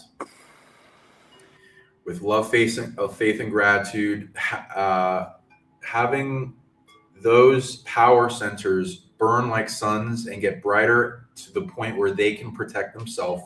They burn away any threats. They get smarter, more powerful, more extended, and they burn away what's coming at them, all their attachment, all the theft ability as fuel, and spread through that core, burning it from the inside. And then we start seeing that being vampiric ore shrivel up and get smaller. And that you go fast. So this is already working really fast. It's already down past the galaxy size. And they're really hitting me really hard right now, right here. It feels like my arm's getting ripped off. Okay, put one hand on that area and then feel into it and use your heart, all one sense, to feel in and give you a vision of what's doing that. Is it the same thing that is that handler person, or is it a different thing? It feels the same. Okay, then hold that, and them doing that is entering your game again. Let's look into what energy they're using. It's probably pain and destruction is mostly. So you're gonna get pulse from your heart. Anytime there's a volatile energy sent at you, pulse from your heartbeat, loving detachment. Surround that energy like it can't even touch you. Like you're surrounding a baby that's crying because it's a stolen ability. It was abused. All energy has a little bit of consciousness. Surround it in like you're coddling a baby in a blanket, or wrapping like a spider wrapping its prey in silk, so that the negative energy can't come into you, can't harm you, and you're using loving detachment pulses from your heartbeat, like bubbles coming off it, to detach from it and then surround it. And then you get stronger and stronger at that loving detachment, and then giving it love, surrounding it, and say, "Oh, I'm sorry that asshole abused you. I'm going to be a much better caretaker," and then surround it in that ball of loving detachment and love, and then collapse it down into a portal that sends it held by your source, and believe your source can do that, because it does. It does. Have faith in them, your source connection in your heart, and collapse them down into that portal, send them to a little pocket dimension. Then you're sending healing and wholeness and everything they need. And then it's going to turn that energy into something useful that makes you more resilient to that energy. And then slowly you being able to influence it more, control it, redirect it eventually. And till where no volatile energy, no negative energy they send out you can harm you. And it just makes you stronger. And hold that area you feel the pain in, and then spread that faith, love, and gratitude like a flame to that attachment cord, going all the way back to them. And you can sometimes even you're already good at this stuff, and you're already good at pain, so I think you can already do this, where you're reflecting what they're sending at you back at them, and getting into a core where it gets them to stop, or else it will intensify. And you're surrounding it, collapsing it around them. And tell me, rate that pain you first experienced at a 10 at its peak, and then tell me how much it's shrinking as you breathe deeply and you're focusing on this happening as it shrinks down to nothing. It's no more than a 1. Sweet, you're fast. Good job. Congratulations. And let's see. It was the size of the solar system before, down, Earth, down to this realm, down. Yep. You're already neutering it. So congratulations, you already neutered that being. Okay. So let's go ahead and go back to that void where your angelic Lyran self is. And then see where you left off. And then see if you can get closer. And tell me how close you are to them.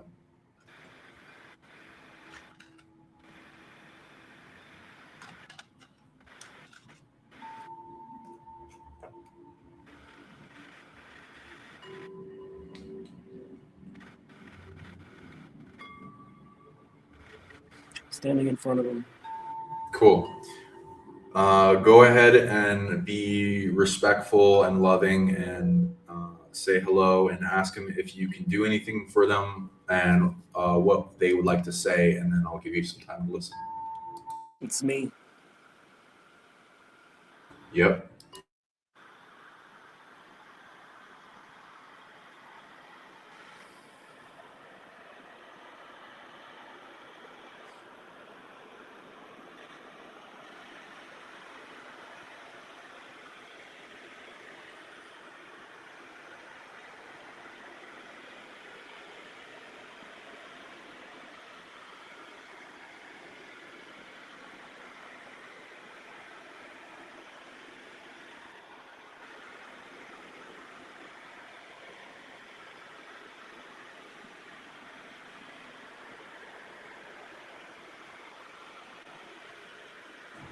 Take your time. Let me know when you got the full message.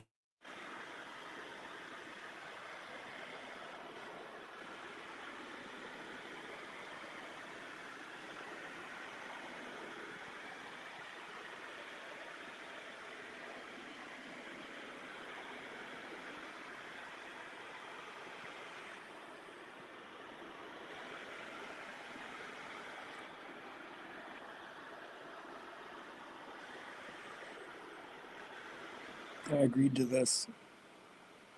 I agreed to be cut off from their protection,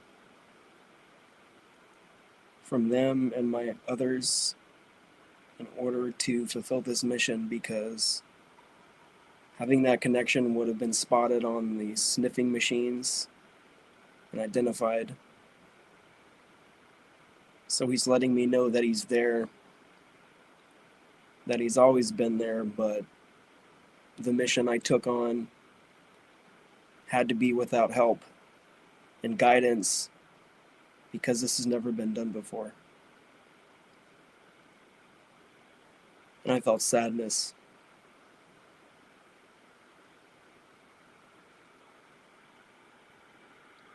Beautiful. Wow. So powerful.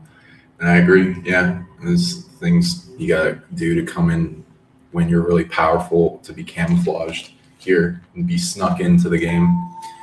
And then with being cut off from the protection, you have the capability, despite the suffering, to spark up from your deepest core a light that gets so resilient and strong by whatever comes at it, that it will grow and grow and grow and eventually overcome and replace any support externally you needed, to where it's completely sourced from yourself.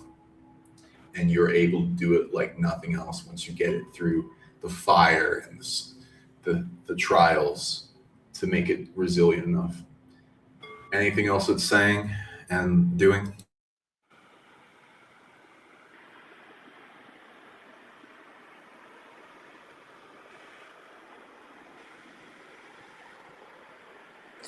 Feels like I have fiber optic fingers trying to enter my eyes, but it's not anything bad.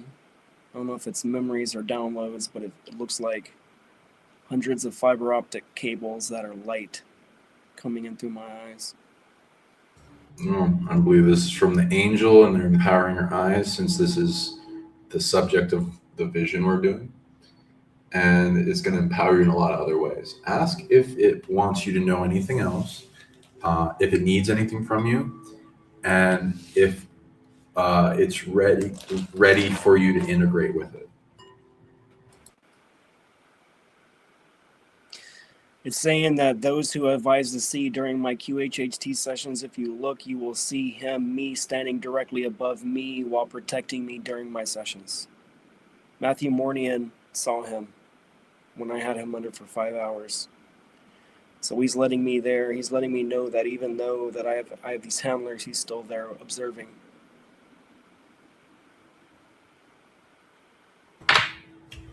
Lovely. Anything you can do for it?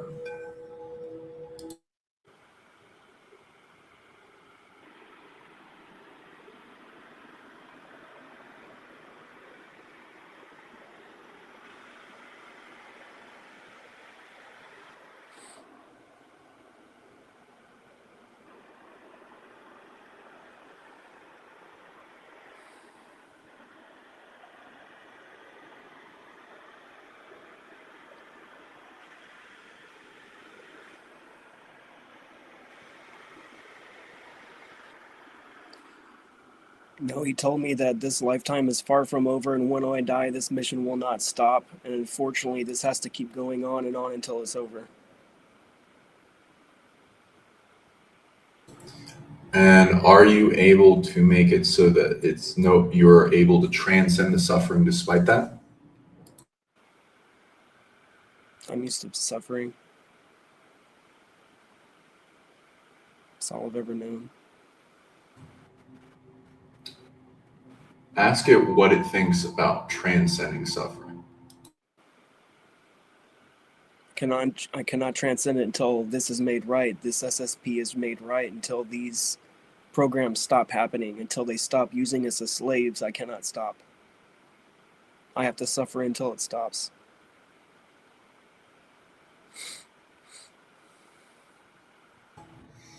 Okay. And is it ready to integrate with you more and more? Like you bringing more of your higher self into your body?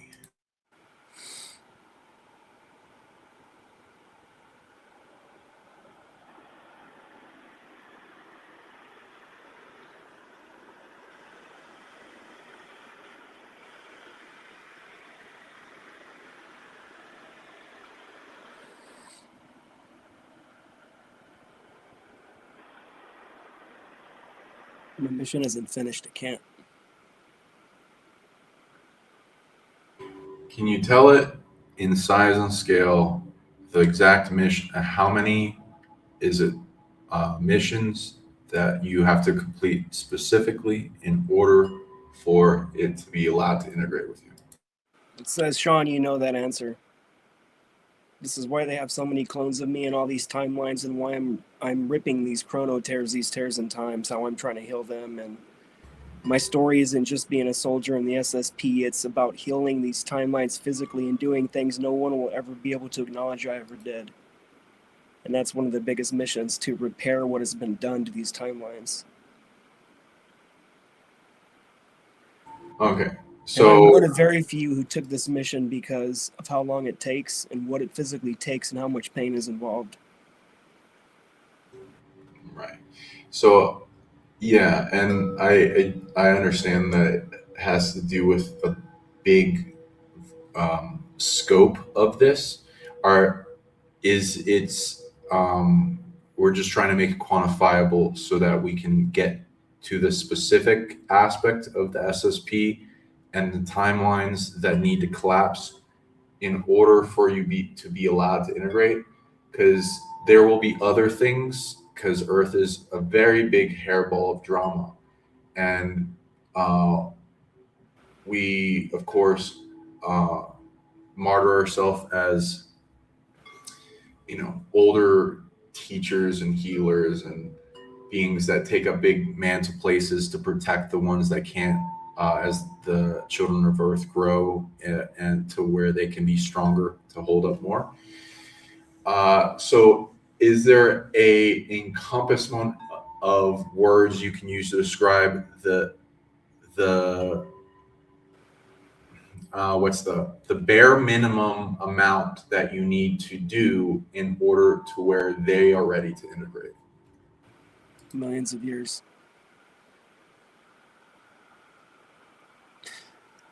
They're showing me all the timelines that were damaged, and it's more than there is a number. It's too much. It's way too many. Whatever they did, they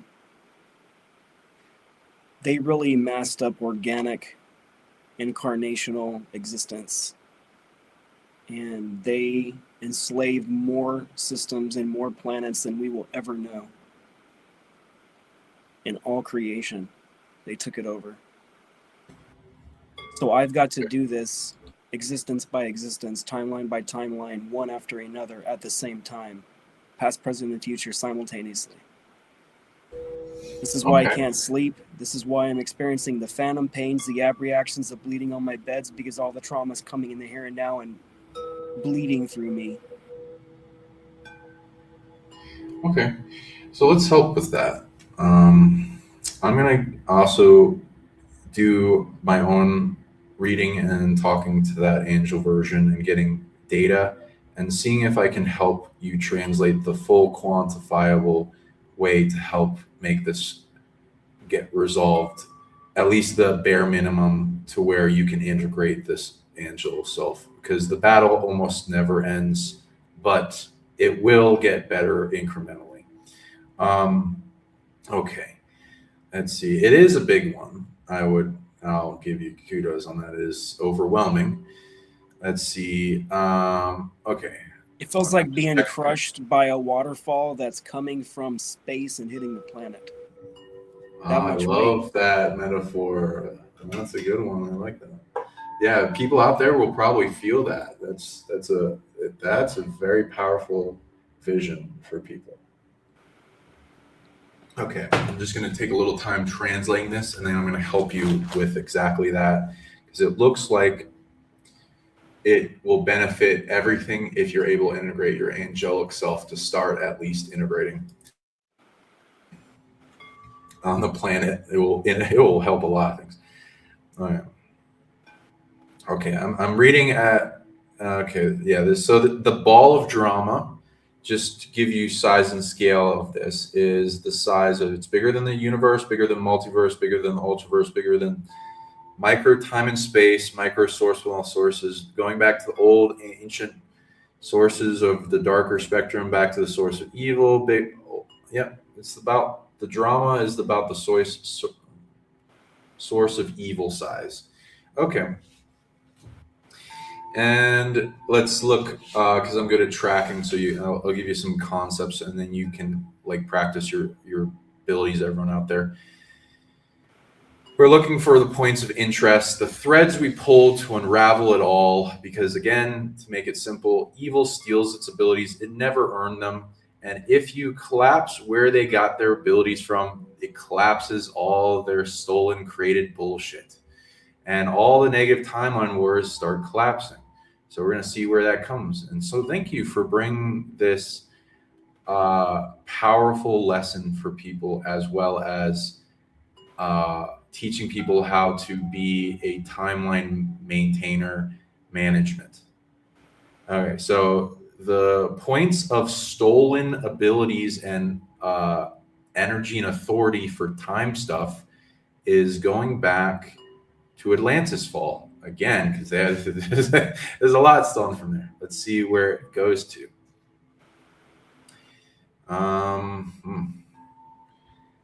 Yeah. And where on the planet does it have to do with the planets, this realm? I'm tracking it back. It's a different place than usual. Does it involve a crystal?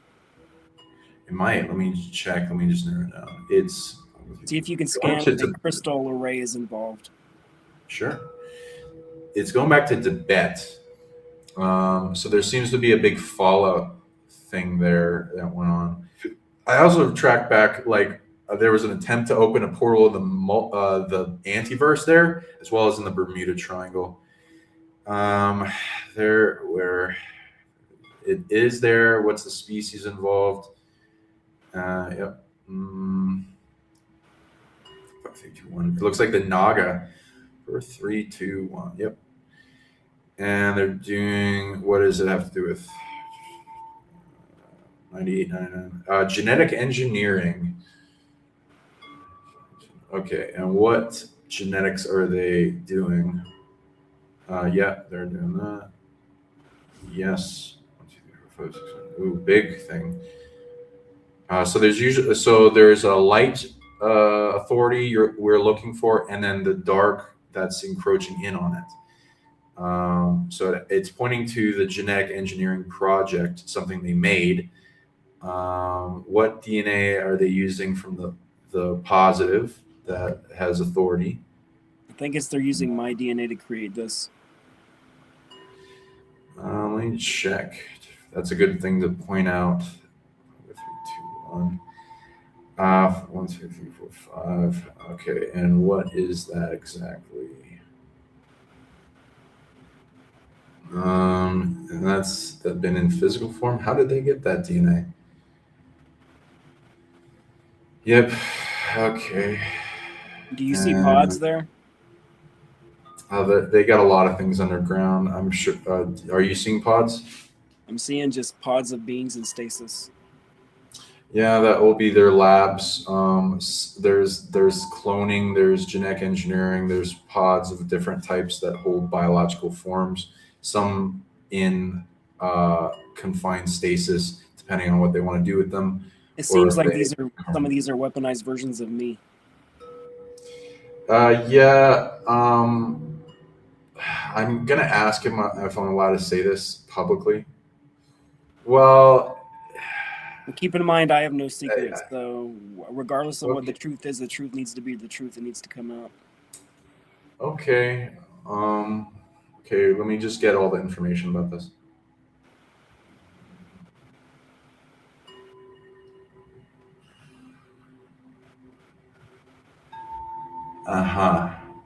And 1, 2, 3, 4, 5, 10, 5, 4, 3, 2. What the fuck, man? 2, 1, 5, 3, 2. It's not the same. Where is that? Okay. Oh, okay, I see. 1, 2, 3, 4, 5, 6.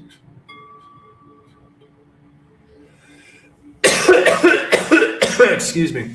Yeah, there's a little bit of targeting with this information. So targeting. I apologize if you get targeting. If you want me to share this, I will, but this is probably going to give you a little bit of targeting. It's fine. I can take it. Just let me know if you do, because I'll support you in that. Worst they can do is kill Drago, so it's all good. Okay. Well, I don't want you to die. Neither do I, but that's the price I've got to pay for this, man. Most people won't pay that price. I will. I'll gladly give my life to end all this for everybody. Okay. 1, 2, 3, 4, 5, 6, 7. Okay. There's that. Okay. And which one are you?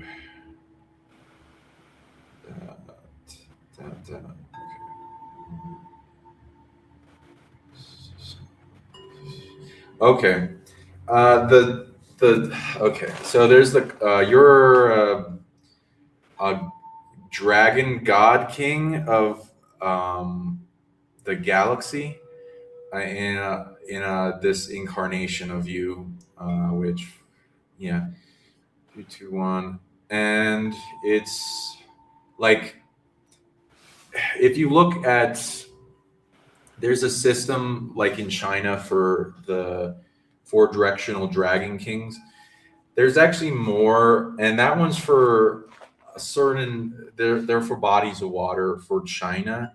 There's ones for the realm. There's ones for the other realms. There's one for the Earth. There's ones for the solar system. There's ones for the galaxy, etc. You got one for the galaxy. It's kind of weird to say directionals, but there are 7 for the galaxy one, and it's kind of would be south, though that's weird to kind of even figure out what the hell's south in the galaxy. Anyway, so and then you have an avatar of yourself represented there, and they're trying to make a timeline. 1, 2, 3, 4, 5, 6, 7, 8. Yeah. How much? 1, 2, 3, 4. Let me just make sure on this because there's a lot of timelines trying to war over this.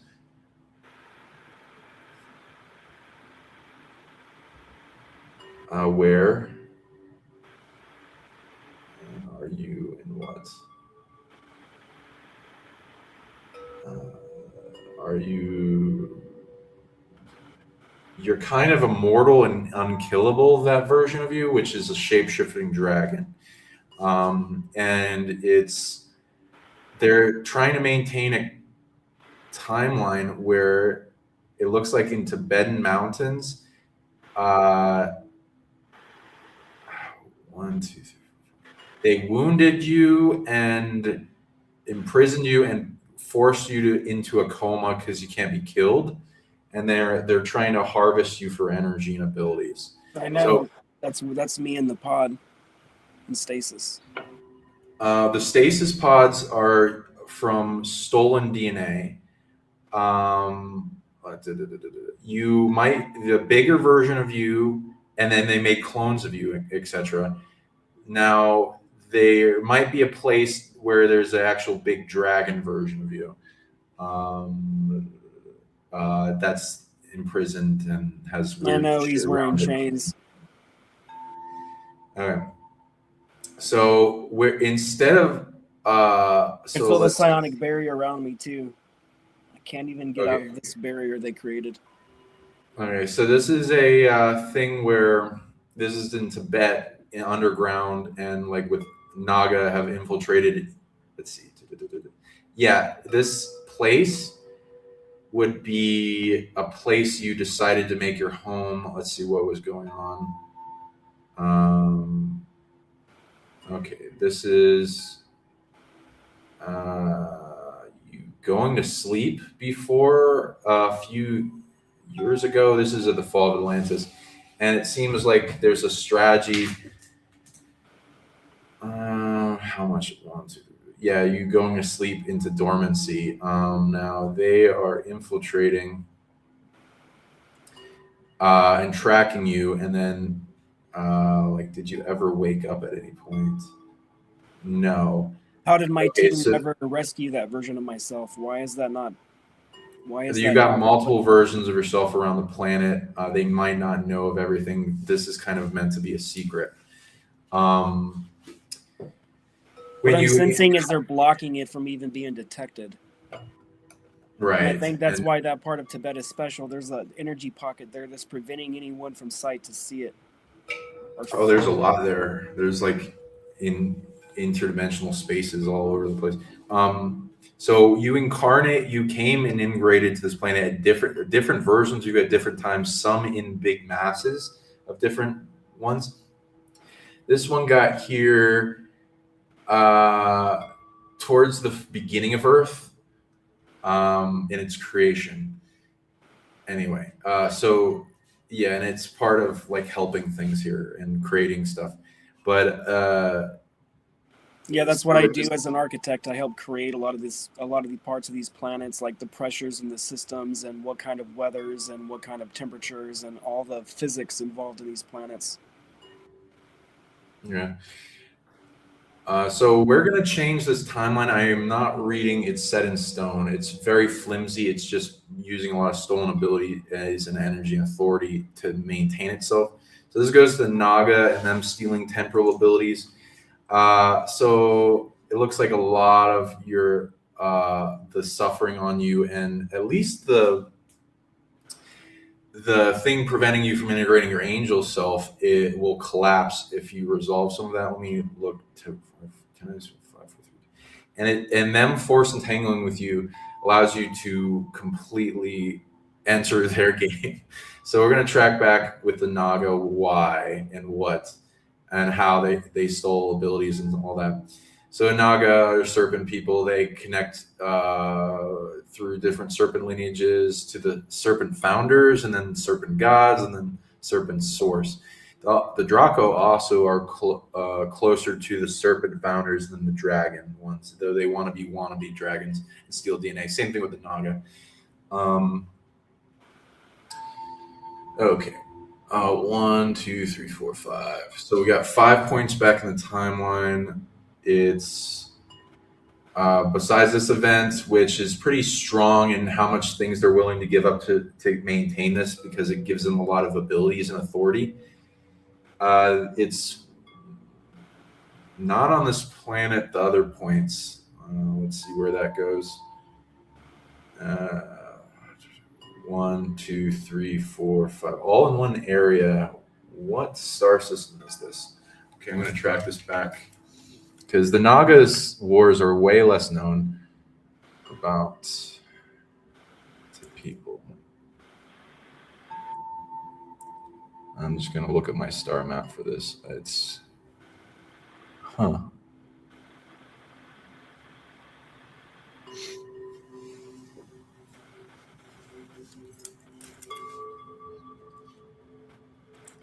Okay, so if you have a star, if you want to track psychic tracking, you can look at the overlay of the planet in the like 7 continents, and then go from one side to the other, longitudinal, latitudinal, and also see light pinpoint to a location to track. If you're going same with the solar system, have a outline of the solar system, then galaxy. You use that at least the ecliptic with the zodiac first, and then you go up and down. Okay, this is going to. It's a little.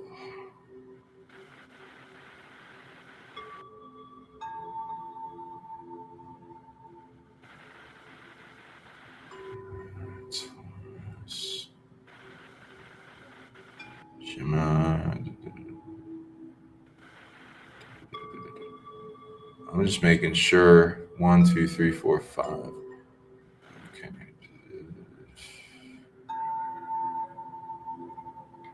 What is going on here? Oh my god. Okay, sorry, my map freaked out.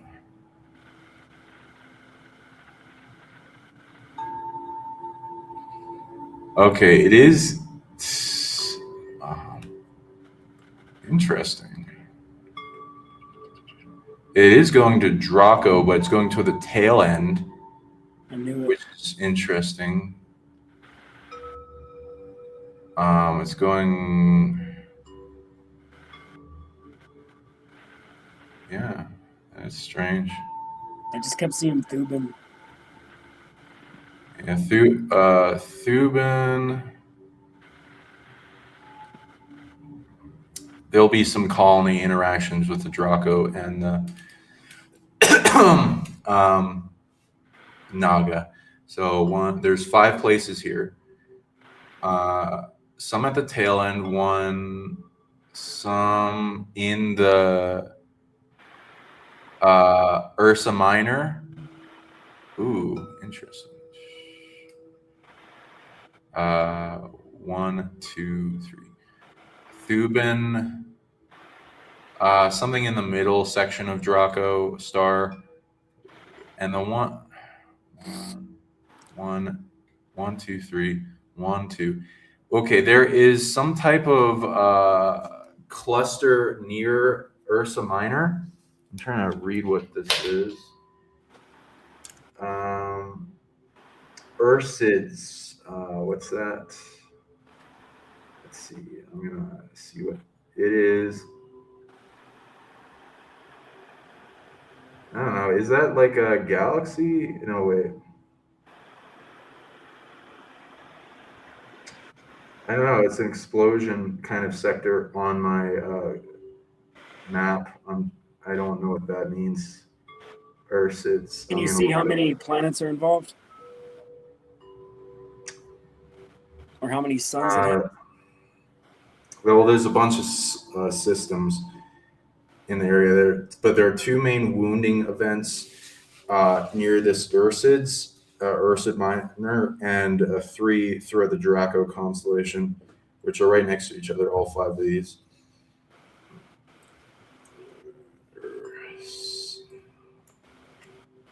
Okay, what is this? It says it's a like meteor shower type of thing. What? I gotta look this up. Yeah, it says meteor showers. It's coming. Okay, well, that's okay. It's behind that. Sorry.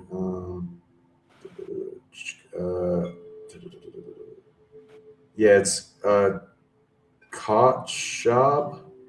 So it's like a star system called Kochab, and right now a bunch of meteorites are coming from it, which is interesting. Okay. Anyway, so I'm going to look into that and see what's going on there, and we're going to take care of each one at a time, but we're going back to the core, and it collapses, and I'm going to make it simple for you. All right, so yeah, 1, 2, 1, 2. 2 are near the origin planets of the Naga, and 1 in a colony where they're taking over and wounding. 1, 2, 3. Yeah. 3 are wounding external species and stealing from them. All right. So the abilities we need for this, send back in time, are mostly nice. Anti-cheating. So there's a collective we're bringing in of anti-cheater system held by Prime Crew of the Galaxy and Source of All. That cheating essentially is stealing from gods and high-level authority using abilities that shouldn't be used in this game in 3D.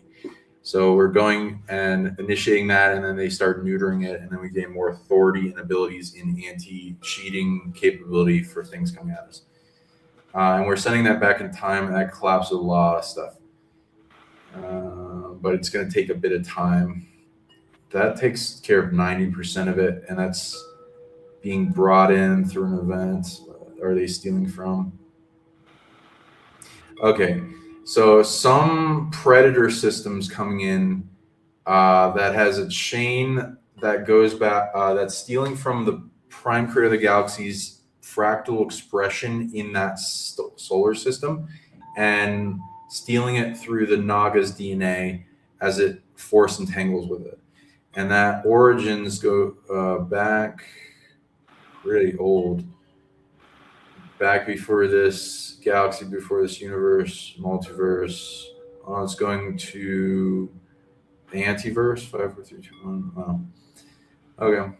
2, 3, 4. One of our antiverses. Antiverses are born. There are 3 universes usually born with each other. The light is the heavenly realm universes for the VIP club of creators, and then the neutral Midgard type realm, which is these universes, and then the quarantine ones that are like the lymphatic system for invaders that want to come and invade this universe. They go there, and then they're dominated under a system that's more predatory than based in moral code, to get evil under more of a controllable system. Okay, so there's that. We're going to and then a bunch of also corruption, betrayal, stolen ability, being overwhelmed.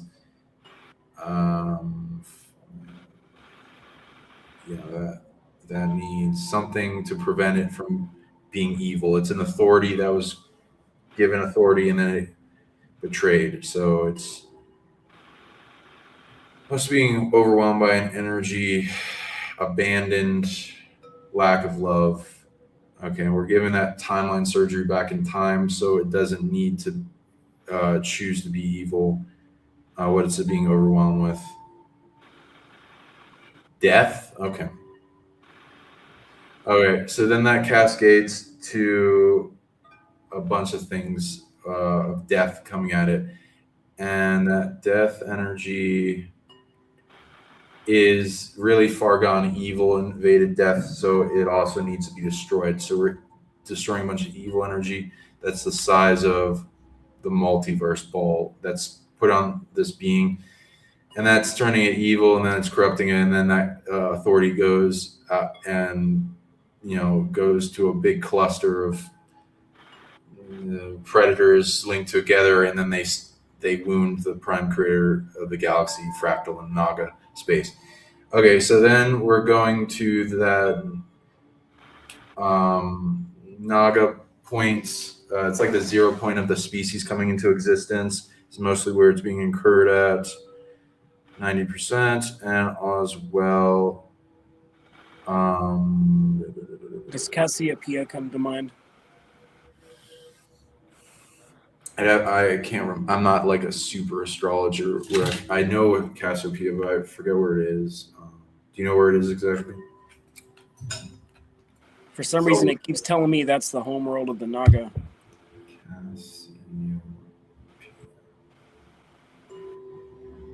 Okay, I'm looking it up. Okay, found it. It is.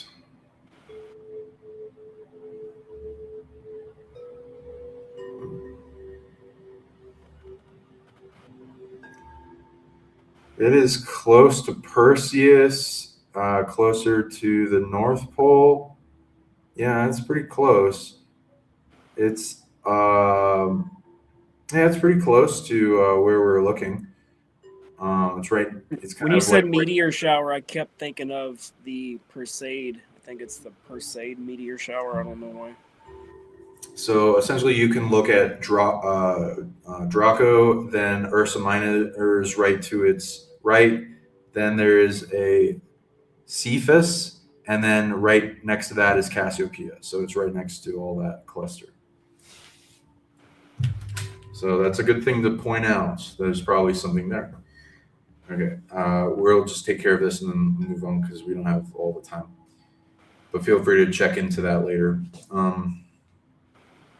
Okay, so we're going to make the Naga 0 point species and their DNA a trap for evil coming at it to change a bunch of timelines. Anti-cheating, trap, tech. What's this? Uncreation. So it mostly needs uncreation. So you're getting granted uncreation. Both generates from your root chakra and your heart, and see it like a flame engulfing around, like what we were doing, collapsing things out of existence. So we're having it spread to everything back in time, coming at the Naga to try to make them more evil than they need to be. And we're surrounding it all until it and also use source mode, which you can snap your finger anytime you need. Anytime you need to enter infinite state. When there are things making large amounts of chess moves to out chess move you, you can use source mode, and then you can hold your heart and amplify your source to do all these infinite chess moves, growing faster and faster, millions, billions, trillions, growing, to out chess move how many they're doing, which they're doing about more than trillion, quadrillion, quintillion, more than trillion, trillion. My biggest outrageous number, it's around that amount. So we're gonna, it's like 50% of that actually at their moment. So we're gonna out chess move that and grow your chess moving past that.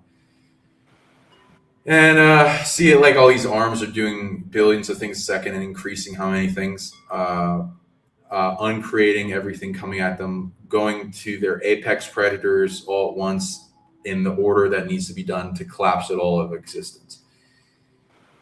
And yeah, that is a big ball that we're gonna shrink down. And then once that shrinks down, that takes care of 70% of what it's empowering the next drama center in those 5. And we're going to do one at a time from the origin, slowly decreasing all the power for these timeline war clusters to exist, and then collapsing them out of existence. And I'm going to speed that up real quick. So do deep inhales, and then slowly until your lungs are full of oxygen, full pressure, and then hold the breath, and then see in your mind you're creating a supernova, explosive blast of light and source energy out of infinite, and then fueling this, and then surrounding this big ball of energy with that fire of uncreation and taking out of existence. There's also one other thing we need, an ability, which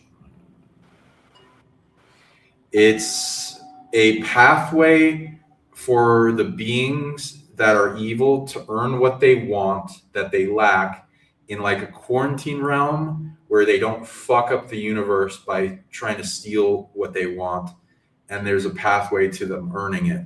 So this is what I do for these evil beings, and then they get trained, and then they can earn this pathway in a secure place that doesn't mess up things and doesn't bleed over into other spaces unless they earn it. And then they can become more good because the pathway also amplifies their goodness. And anything else? No, that's pretty much it. So that's what it's going to be, a big trap remedy for these beings trying to make the Naga more evil. And we're going to put that throughout these 5 points and then collapse them down. So do a bunch of breath work into this.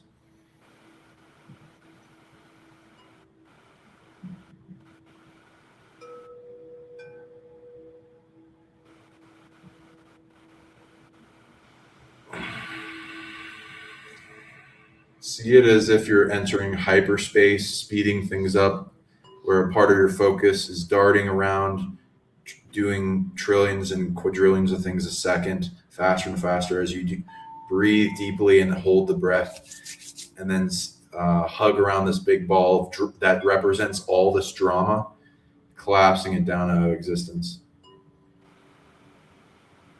I would say the drama ball is about the size of, going past what we were talking about on scale, like universe, ultraverse, universe, multiverse, ultraverse, micro time and space, micro source, small sources.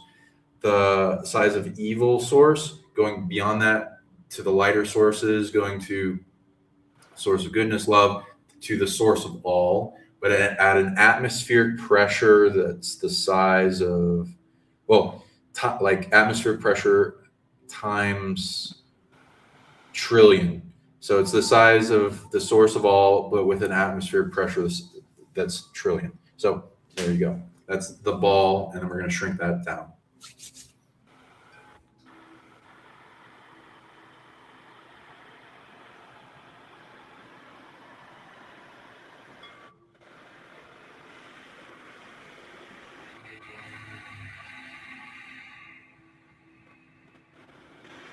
Feeling all the timelines collapse, this getting resolved more and more. Feeling from your heart shining faith, love, and gratitude, love, goodness, infinite source energy getting stronger and stronger. Your divinity. Ooh, okay. What is it? It wants you to integrate your divinity body, having to do with the Dragon King, Galactic Dragon King. So, yeah, feel yourself as if it's already so, as if it's a light shining out of your heart and roaring like a dragon, and then permeating like a fire, burning away all attachment that's trying to push and hold back your divinity from shining more out of your heart into your body.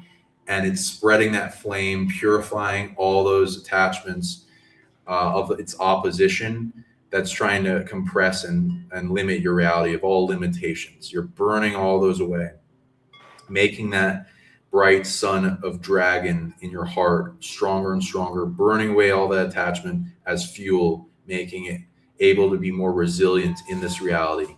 Faith, love, and gratitude, making it spread. Breathing deeply. Them force entangling with that dragon self is their own undoing, and you get way more authority in their reality, and you reverse all the things they were trying to perpetuate and propel onto you and suffering. And it's like a tug of war, or like, I don't know if you've seen Dragon Ball Z. It's like when the two people do a big energy blast and it's hitting each other, and they're kind of pushing it, the big ball in the center closer towards the other opponent. You're pushing it, their energy blast back to them until it engulfs them, and then you win.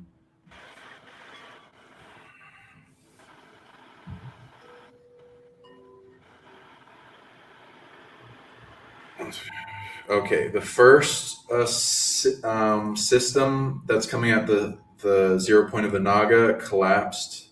Now we're working on the second one. 1, 2, 3, 4, 5, 6, 7, 8. Oh, that already collapsed as well. Nice.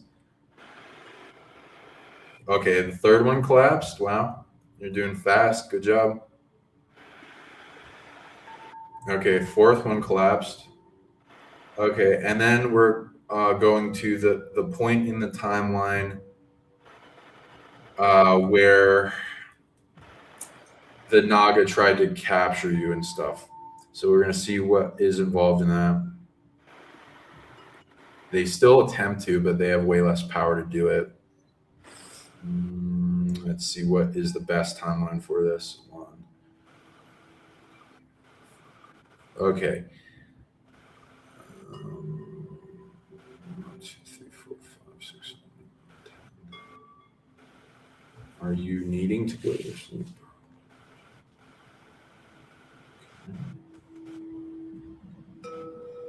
Are we able to prevent them from finding you?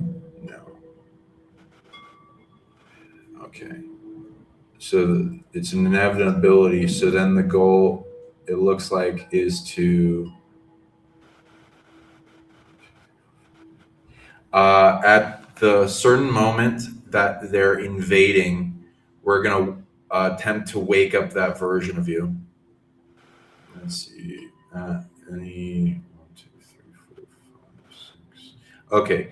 When they're attempting to find you and then surround something around you, which is attempting to keep you asleep or something, is when we're waking that version of you up. What do we need?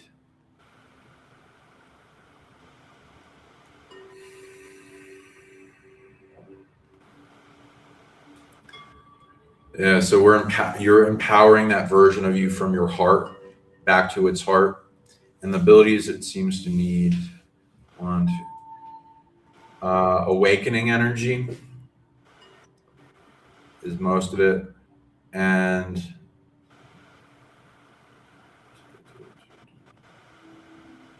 neutralizing sleeping energy.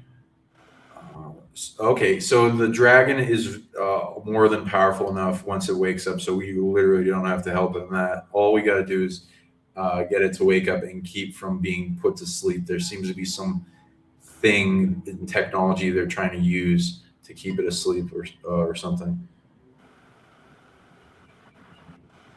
Okay. So your awakening energy and sleep energy come from your solar plexus. You've earned them, and you're gonna, let's see. Yep. There might be a delta wave machine involved or something. I'm reading. It's kind of a machine, but they're also utilizing psionics as like hypnotism or something. Yeah, that's that field that's around the dragon. Yeah, so we're gonna emanate from the you're gonna amplify your ability to control those energies.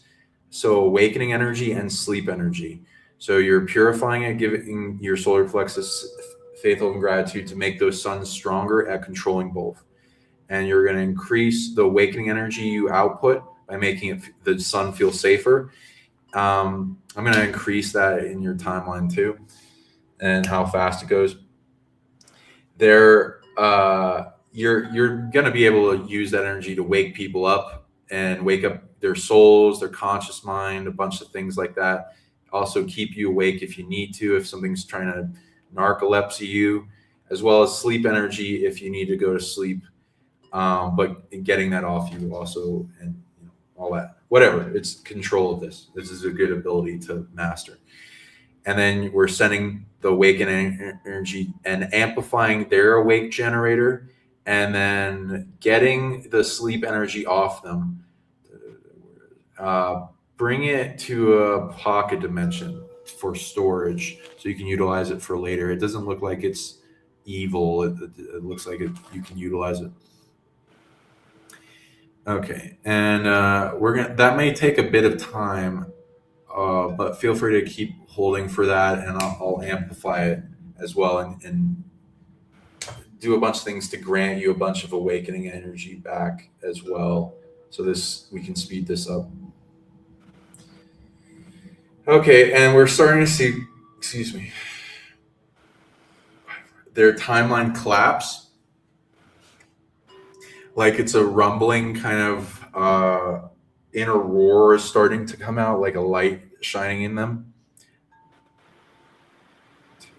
Wow. Okay. Nice. Anything else? Really? Okay. Sweet. I think we did it. And yeah, you can view that all you want, but it's kind of a massacre. Okay. So anything else we got to do for this? Okay, that's going to collapse a lot of things, and then they're going to be able to come back and be more in this world and support it. And they'll probably reach out and communicate with you, honestly, that version of you. Okay, then nope. Okay, go ahead, go back to that void room where your angel self is and talk to them and see if they confirm something happened and if you're allowed to integrate at least a little bit of them.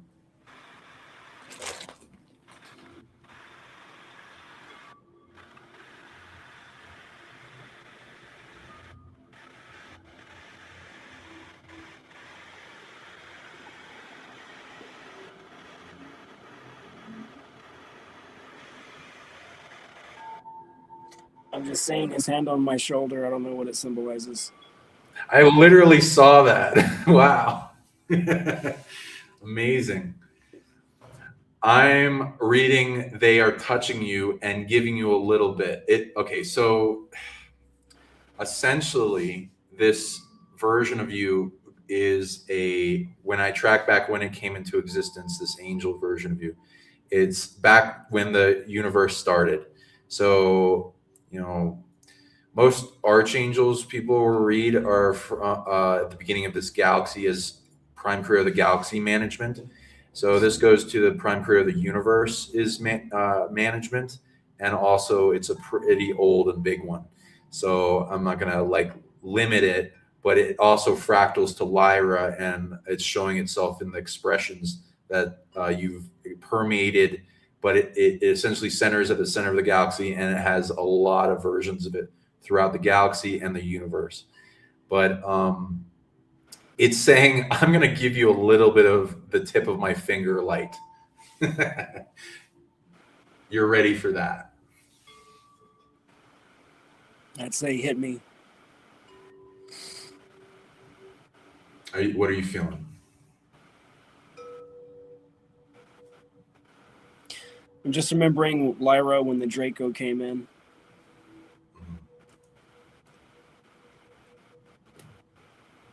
Yeah, and that can get very, it makes tears come to my eyes and my friends. I gave up my life in that lifetime to destroy the Vatarna crystal array that Lyra was using to stabilize the grids of the planet because the Draco wanted to weaponize it just like they did at Maldek and exploded the planet. Yimi Janae was there. She was the queen of Lyra. I was the mage, the magician of the royal family, and I was responsible for planetary defense, and since we never faced anything like this, I was fully responsible for the death of my planet and planets. So I carry that weight. What makes you fully responsible? I was responsible for the planetary defense of Lyra, and since we never came across anything like this ever, this was the first universe, this was the youngest universe I've been in. I'm actually from older universes, and I made an agreement to be at Lyra in the beginning to serve on the royal class at the very top for my energy to anchor the planet and the grids and the timelines. And then when whoever sent the Draco into Lyra, they came to weaponize that. And like I said, I had to give up my life. And I remember talking to Yimi, and I had sent her away to preserve our people. And I had to destroy what gave us life so the Draconians couldn't have it. These crystals, they did everything. They helped heal us. They helped heal the planet. They helped align the grid on the planet. And if you can weaponize that crystal array, you can destroy any planet. It can do good, but it can also do bad. And when they came in, I had to destroy it. This is why I'm connected to Atlantis.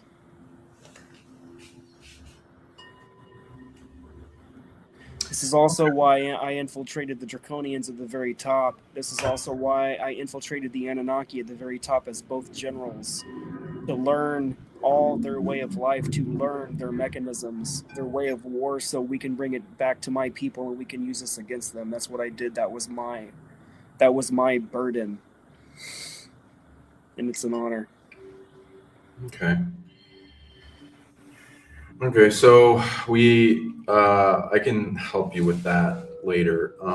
There is a lot going on with Lyra in the timeline war that's trying to maintain it. It's not your fault. Lyra has a lot of authority of the light, and it's like one of the big source touching kind of places that exist. And the Draco and a lot of the dark system are what the dark systems are touching into in this galaxy. And there's a yin and yang play. If you've ever seen things like there'll be this kind of symbolic message with a movie show like The Dark Crystal between the Skeksis and the Sages, that they are ultimately one, and one, if one dies, the other dies. The Lyrans and the Draco are two sides of the same coin, in that there's this interesting spiritual thing that went on for the ones incarnating in Lyra and Draco, where Lyra is going through this big purification with the spirits going in there, to where they're separating and taking away all their darkness and taking it off them, and then entering a grand space of greater authority in light.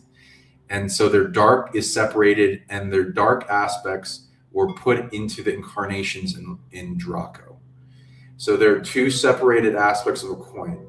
They're eventually always trying, gonna want to reemerge, especially the dark wanting to seek out the light.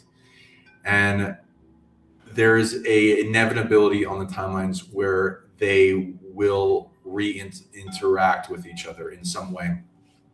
And their challenge on the chessboard in that state was to make each other stronger despite destructions of Lyra. The people continued, and they got stronger from it. They engaged in timeline wars. They made their own super soldiers. They made Superman-esque beings, and they keep making themselves stronger. And they're gaining that from the dark, and the dark is gaining from the light. Now, the light is having an empathic trap, turning the dark less dark, and then making it to eventual purification. And on humans also have a similar thing, because we're a body meant, besides 10,000 races of Lyrans and Drago together. And we are resolving that, as well as we're the cure for what happened to all the souls that were devoured and captured and are being stored, of our soul family that's being stored in the stomachs of a bunch of high-level Draco Pindars and matriarchs in both Draco and Orion and other colonies. And either people deciding parts of themselves from that were in Lyra, part of themselves incarnating into Draco and Orions in a secret sleeper cell for hope and change, and to rank up in authority in the ranks, and then get to a point where they can challenge a Pindar that has a bunch of their soul family in their stomach, and then beat them in combat, taking all their stuff, and then taking the souls, and then the rest of the soul cluster that's attached to that being, that's secret agent, freeing those souls. But there's also the strategy of the humans, which is to become overly powered psionically, to where from a distance, with their unlimited range of psionics, be able to resolve in a prison break the souls, as well as empower those incarnations of themselves in Draco to free the soul family. As well as there's systems in, like, people notice in the dating scene that for some reason psychopaths are attracted to empaths, and this whole thing, that's kind of like a play out, as well as like, why do I attract all these assholes, that kind of thing. There's a play out between the Lyra and the Draco that's being formed for lessons and integration of the light and the dark coming together. And you can do that on your own, so you don't have to learn those suffering lessons, but most people don't.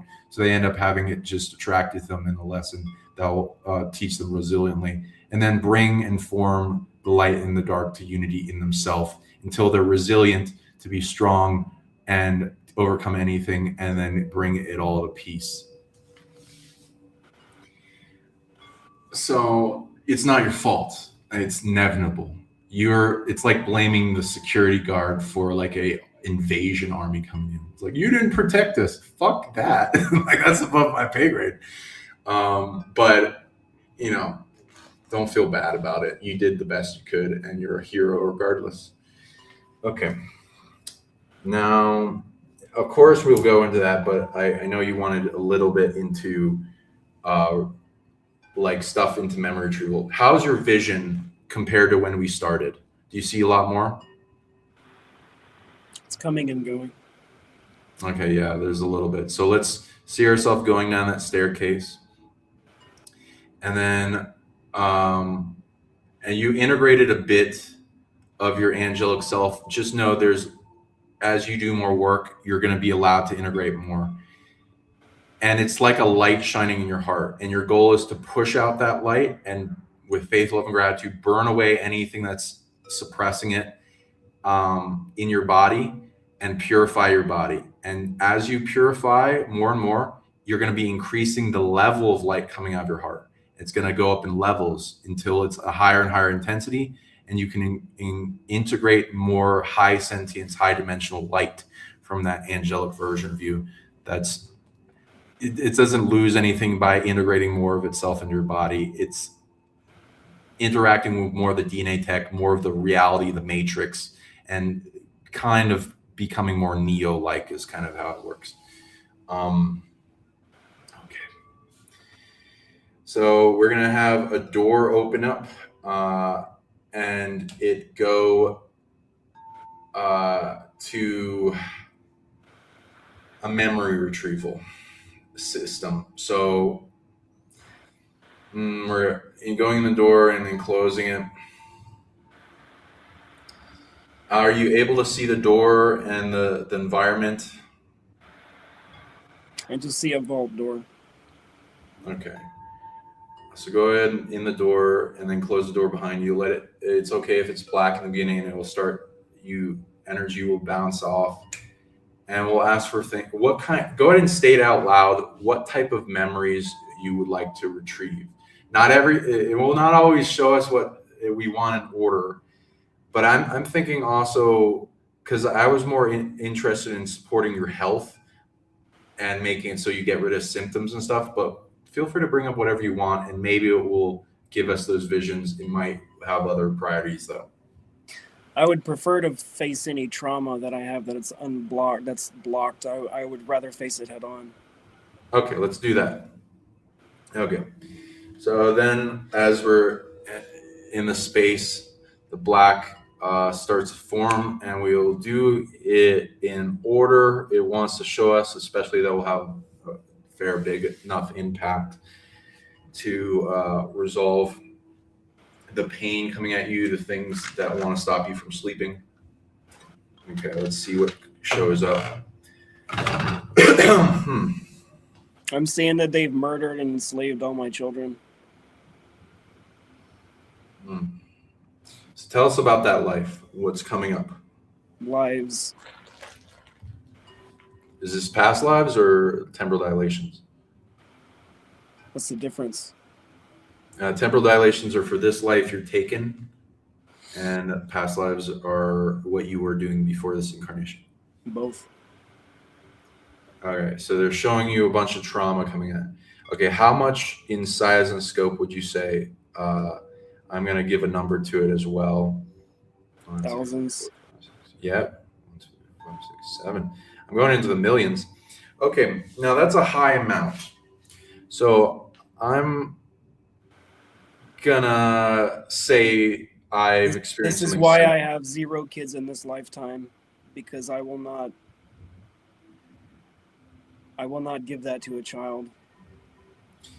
Okay, so that's a high amount. Let's read how many places. 1, 2. The numbers mostly talking about this solar system. Earth experiences a lot of it, but also other places in the solar system. So incarnations, interesting.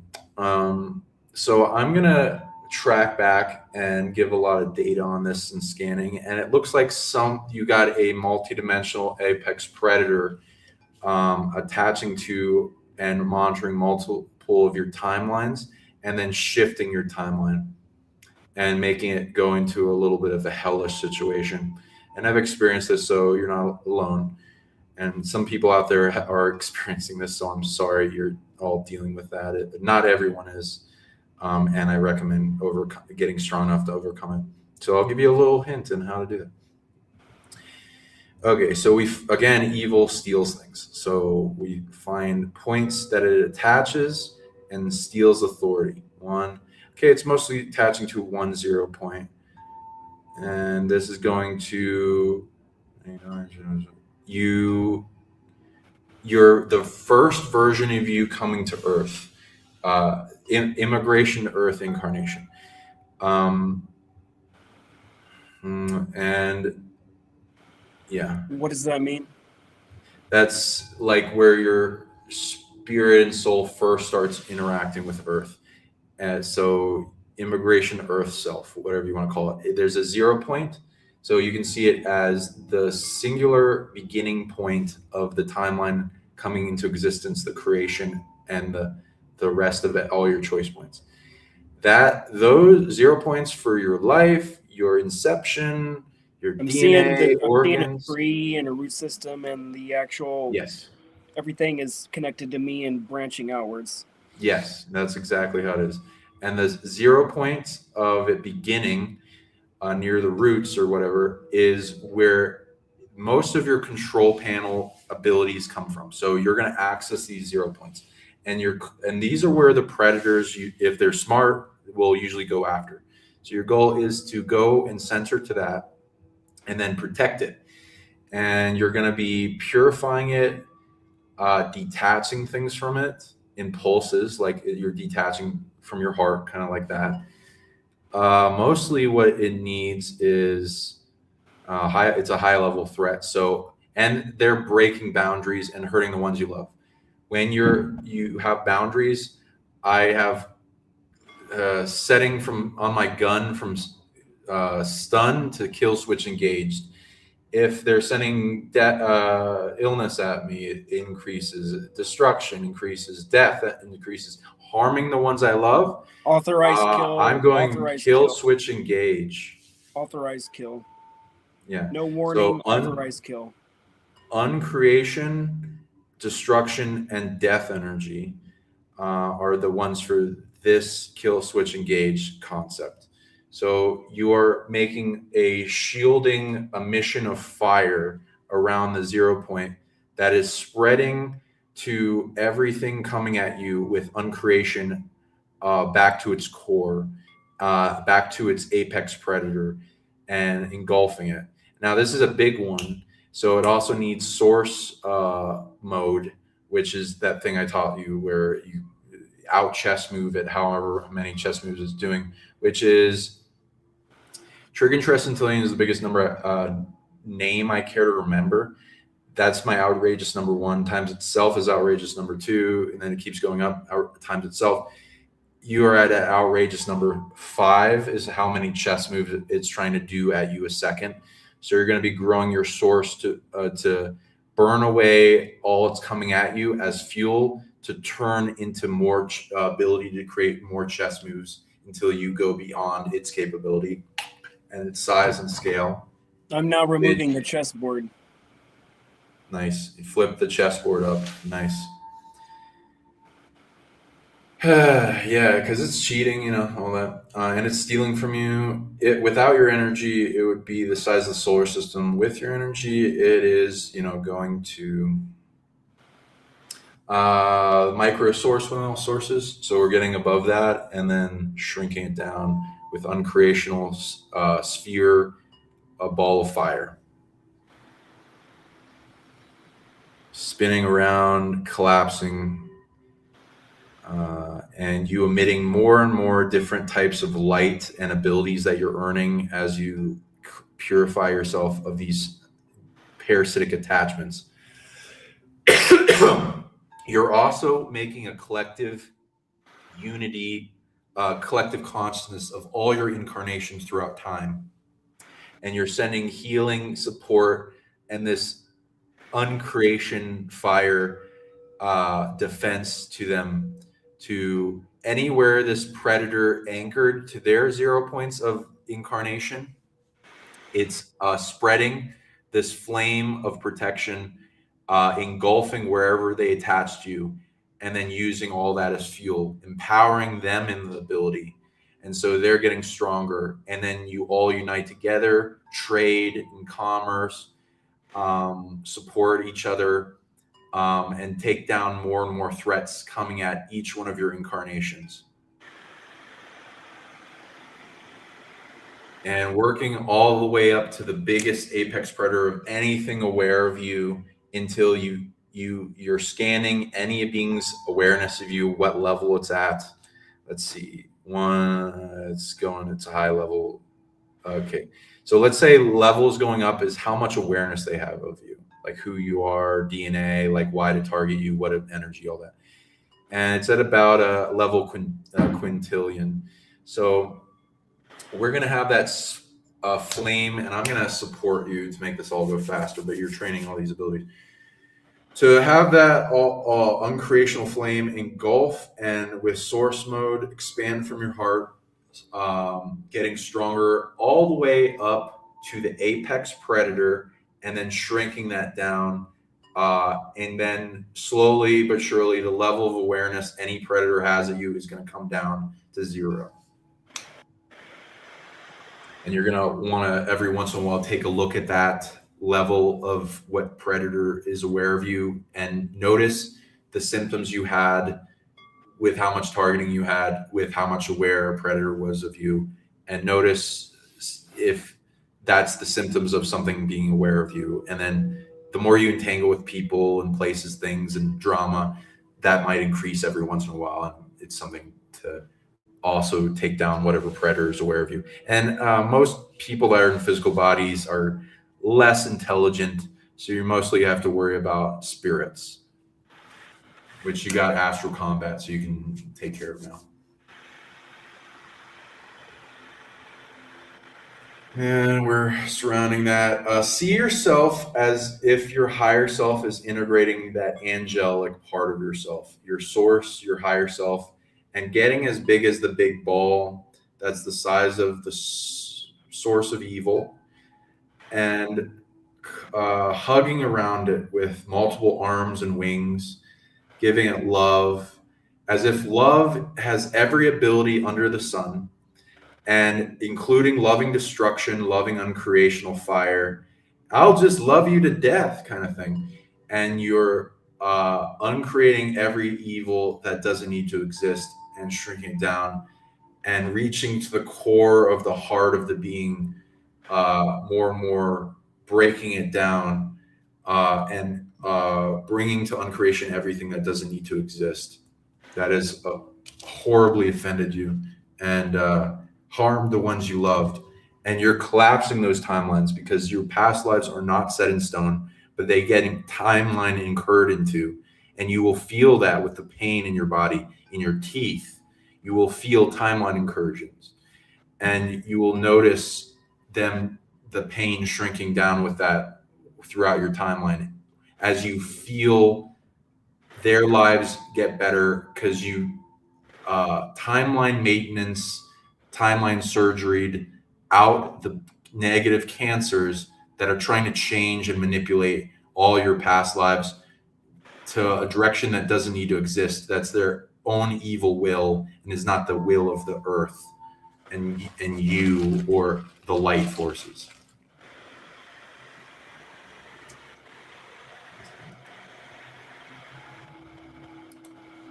Okay. Yeah, we're shrinking that down. You're getting fast at this. I'm going to try to make it faster. Okay, so it's pointing to any other points where they're stealing authority from you and to know about you.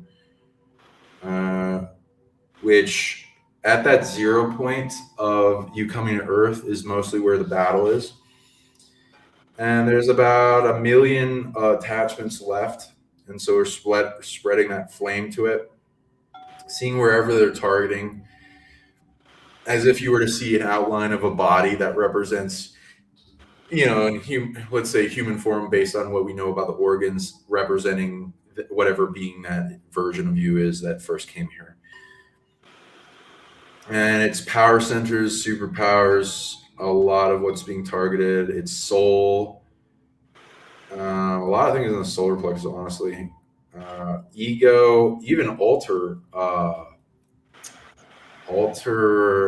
containment center, whatever you want to call it. All of that is being targeted into and being manipulated. So we're going to hold the solar plexus front and back and breathe into it, seeing it get brighter and burning away all those attachment cords, making the places they were targeting get stronger and stronger and burn away the attachment as fuel, making those areas being able to protect themselves automatically.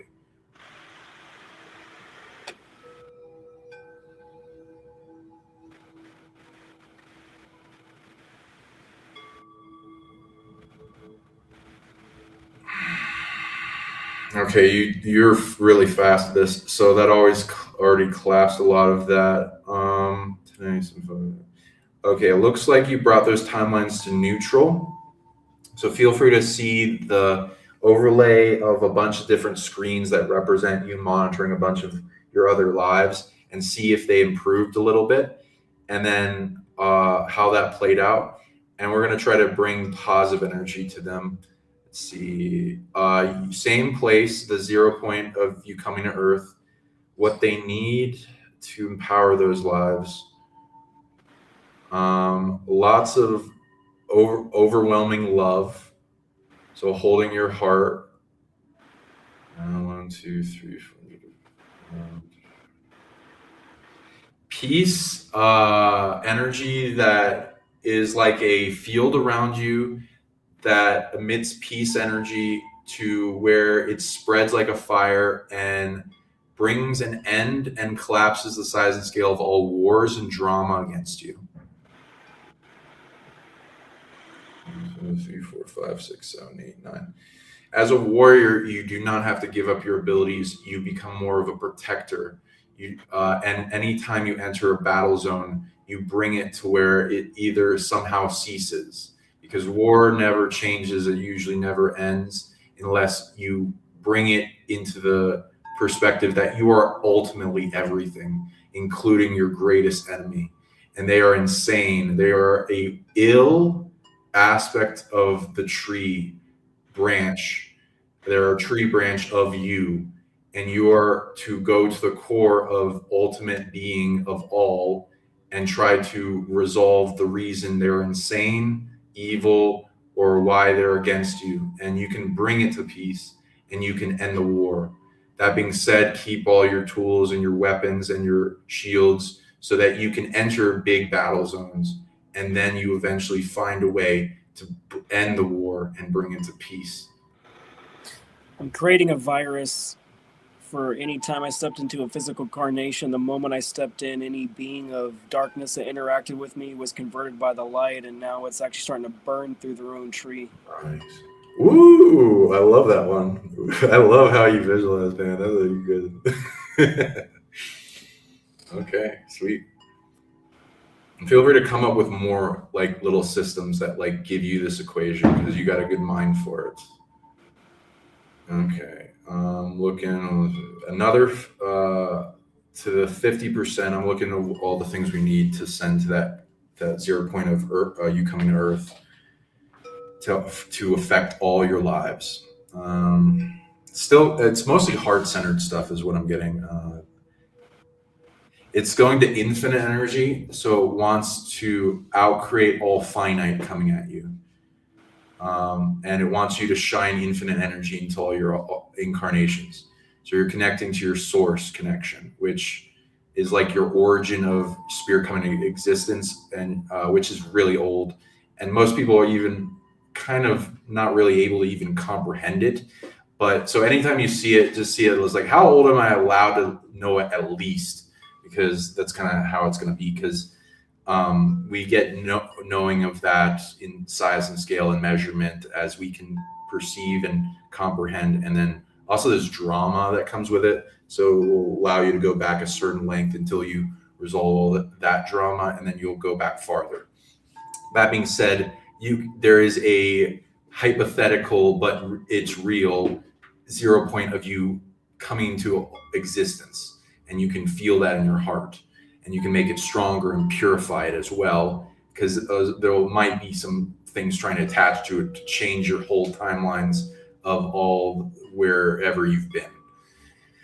And a lot of what is coming at you needs unity uncreation, which means uniting with everything in the earth, everything in the solar system, galaxy, universe, ultraverse, keep going up, essentially, to agree in a collective to uncreate something. And then give it size and scale, and then compress it out of existence, detaching from it, everyone detaching from it until it doesn't exist anymore. Okay, yeah, more hard stuff, infinite, and then what else? What is that? It's a little hard to understand what this is. Okay. Oh, okay. Wow. Congratulations.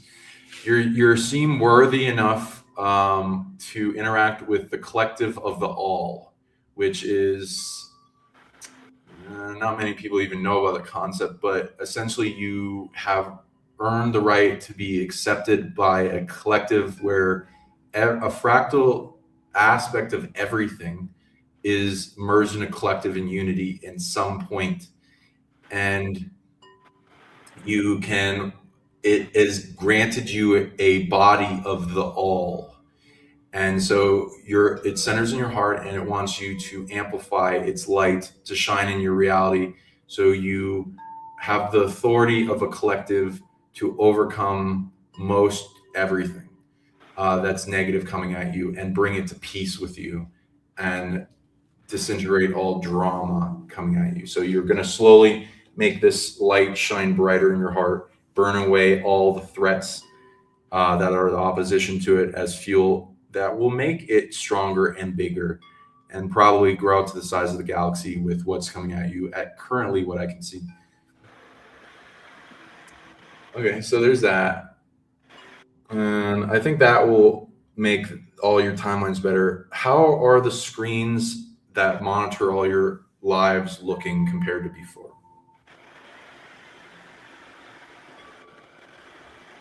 Feels like I'm in a vortex. In a vortex. I felt it spinning my body. Cool. I've felt that. But I can almost see screens in a 360 panoramic view as it spins, like a screen is a lifetime. Mm. And does it seem like it's a horror nightmare show, or is it decreased? And it's No negative feelings. sweet. So it's gone more neutral. Okay, cool. And it will still take some time to empower those lifetimes to where you're essentially timeline surgery, amplifying them, empowering them to be the best that they can be. And that can always be made better, of course. But at least you can have happiness that you stopped such a high level timeline incursion that was targeting all your lives. Okay.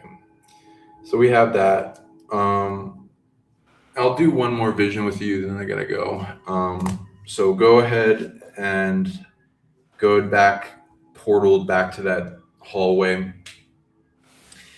And we're gonna have the tiger point to the next big thing, and we follow it. Well, it's the lion, sorry. The lion, it's a male lion. Take us to the next big thing that will help your health, get rid of pain, and make it so you can sleep more easily. Okay, it goes through this portal doorway. It's kind of like a mirror, but it's like liquid.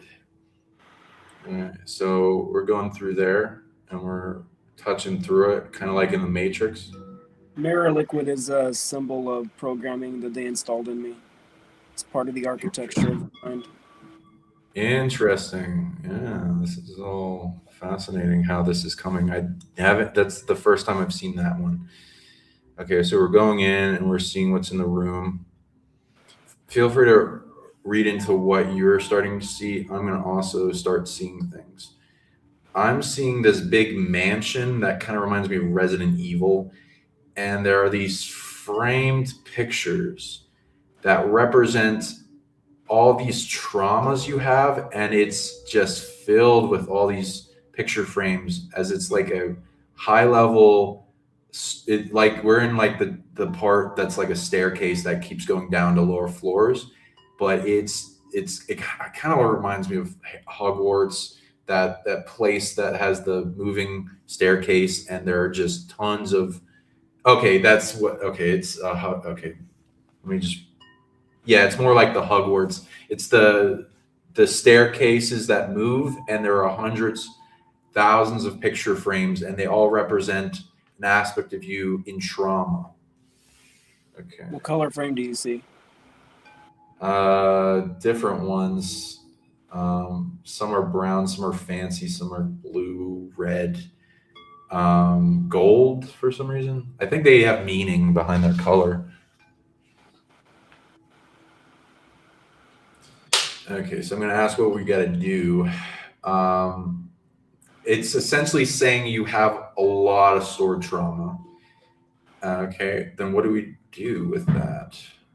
1, 2. Okay, there's the slow route and there's the fast route. I want like doing fast, but I think it wants you to kind of make it meaningful. So, okay, what do you do?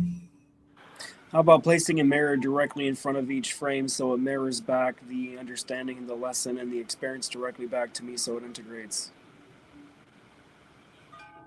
Will that do it? What do you need to do? Well, you can try that, but I'm going to see what it tells me it recommends.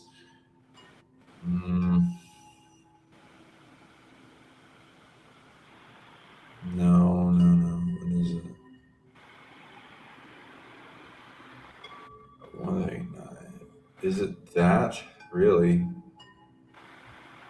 Okay. Is this trauma necessary? Is it okay? How does it work? Is it any of the things you experience physically? No. 189. Okay. And transmutable? No. It's mostly dumped on you. Wow. Okay. So it's other people's trauma. I knew it. I was going to ask you that. I knew it. Okay. So there are other rooms, of course, in your nexus point of your mind that will represent trauma you did go through physically in this life, as well as other timelines, temporal dilations, all of that stuff. This seems to be a representation of a giant 17-story tall plus mansion full of picture frames of stored trauma that have been compressed in you from others. And it wants you to, okay. And where does that go? 1, 2, there's a bunch of, wow. 1 second. Let me read how many beings are putting this on you. There's about 200 people putting this on you, and they're okay. This is not the same thing I usually read. 4, 5, 6, 7, 8, 9. Okay, and then that. Nope. 1, 3, 9. They are physical.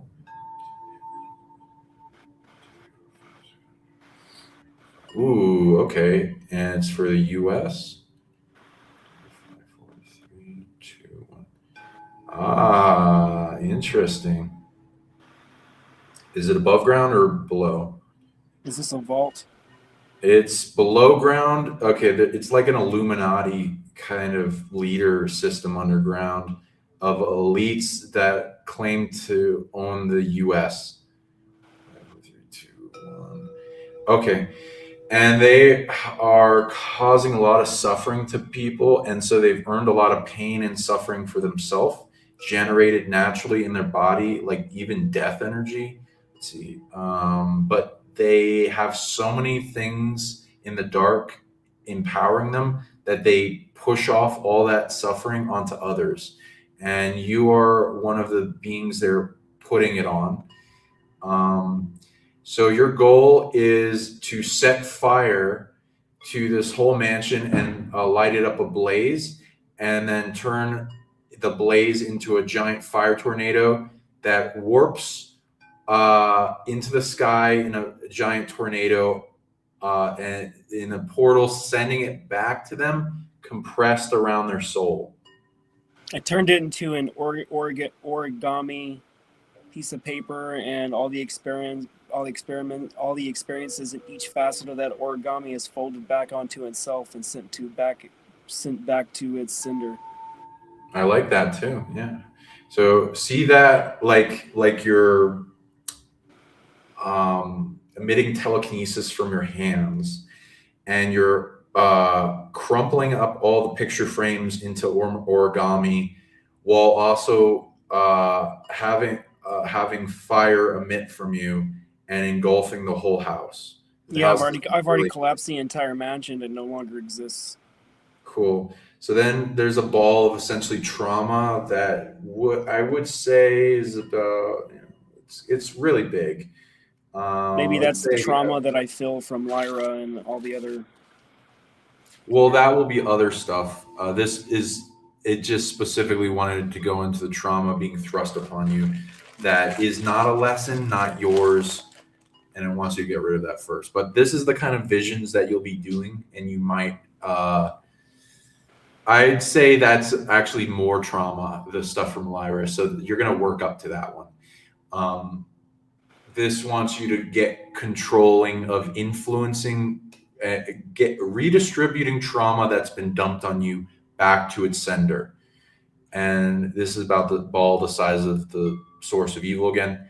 And so you're compressing that down, and it's like you're squeezing a tube of toothpaste, but it's a ball, and then pushing it back through a portal of your source, sending it to where it needs to go with sticky sealing on it, so that the elite can't get rid of it off their soul, and they have to face it and learn from it, and then either stop being evil or suffer.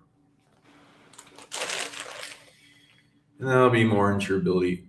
So yeah, and feel free. So I gotta go, but feel free to keep going through this, and keep your eye mask on if you want. Essentially, I will end the stream after we say your goodbye to the audience and all that. And since your vision is still strong, I'd like it if you feel free to keep the locomotion going and go into layer by layer of your pain, or you can ask.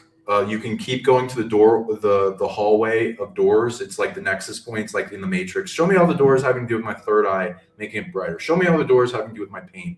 And you go ask for the most advantageous one to come forward, and then you go through that, and then you make it so that you're taking care of the pain you have within your pain body and shrinking it down more and more, and it gets less and less over time.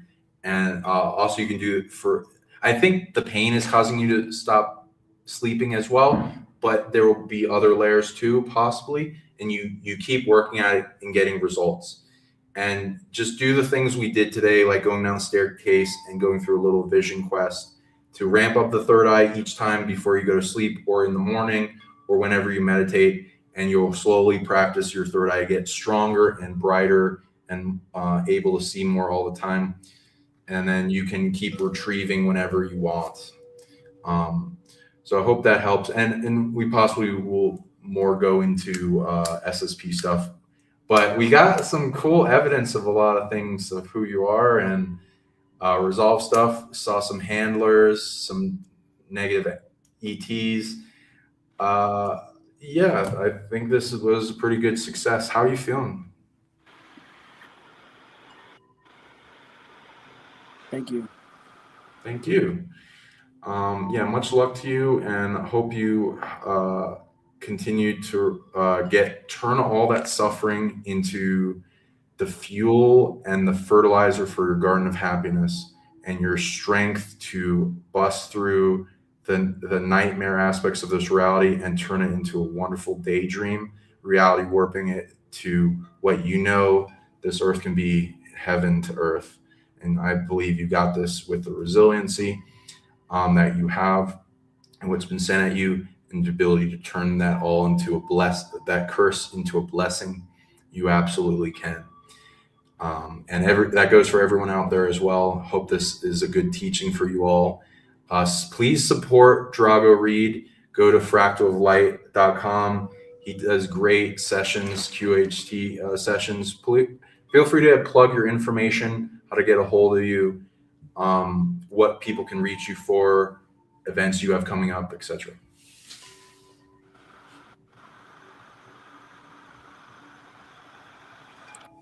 Let's just leave it at that, fractaloflight.com, and I'm going to continue this little journey myself.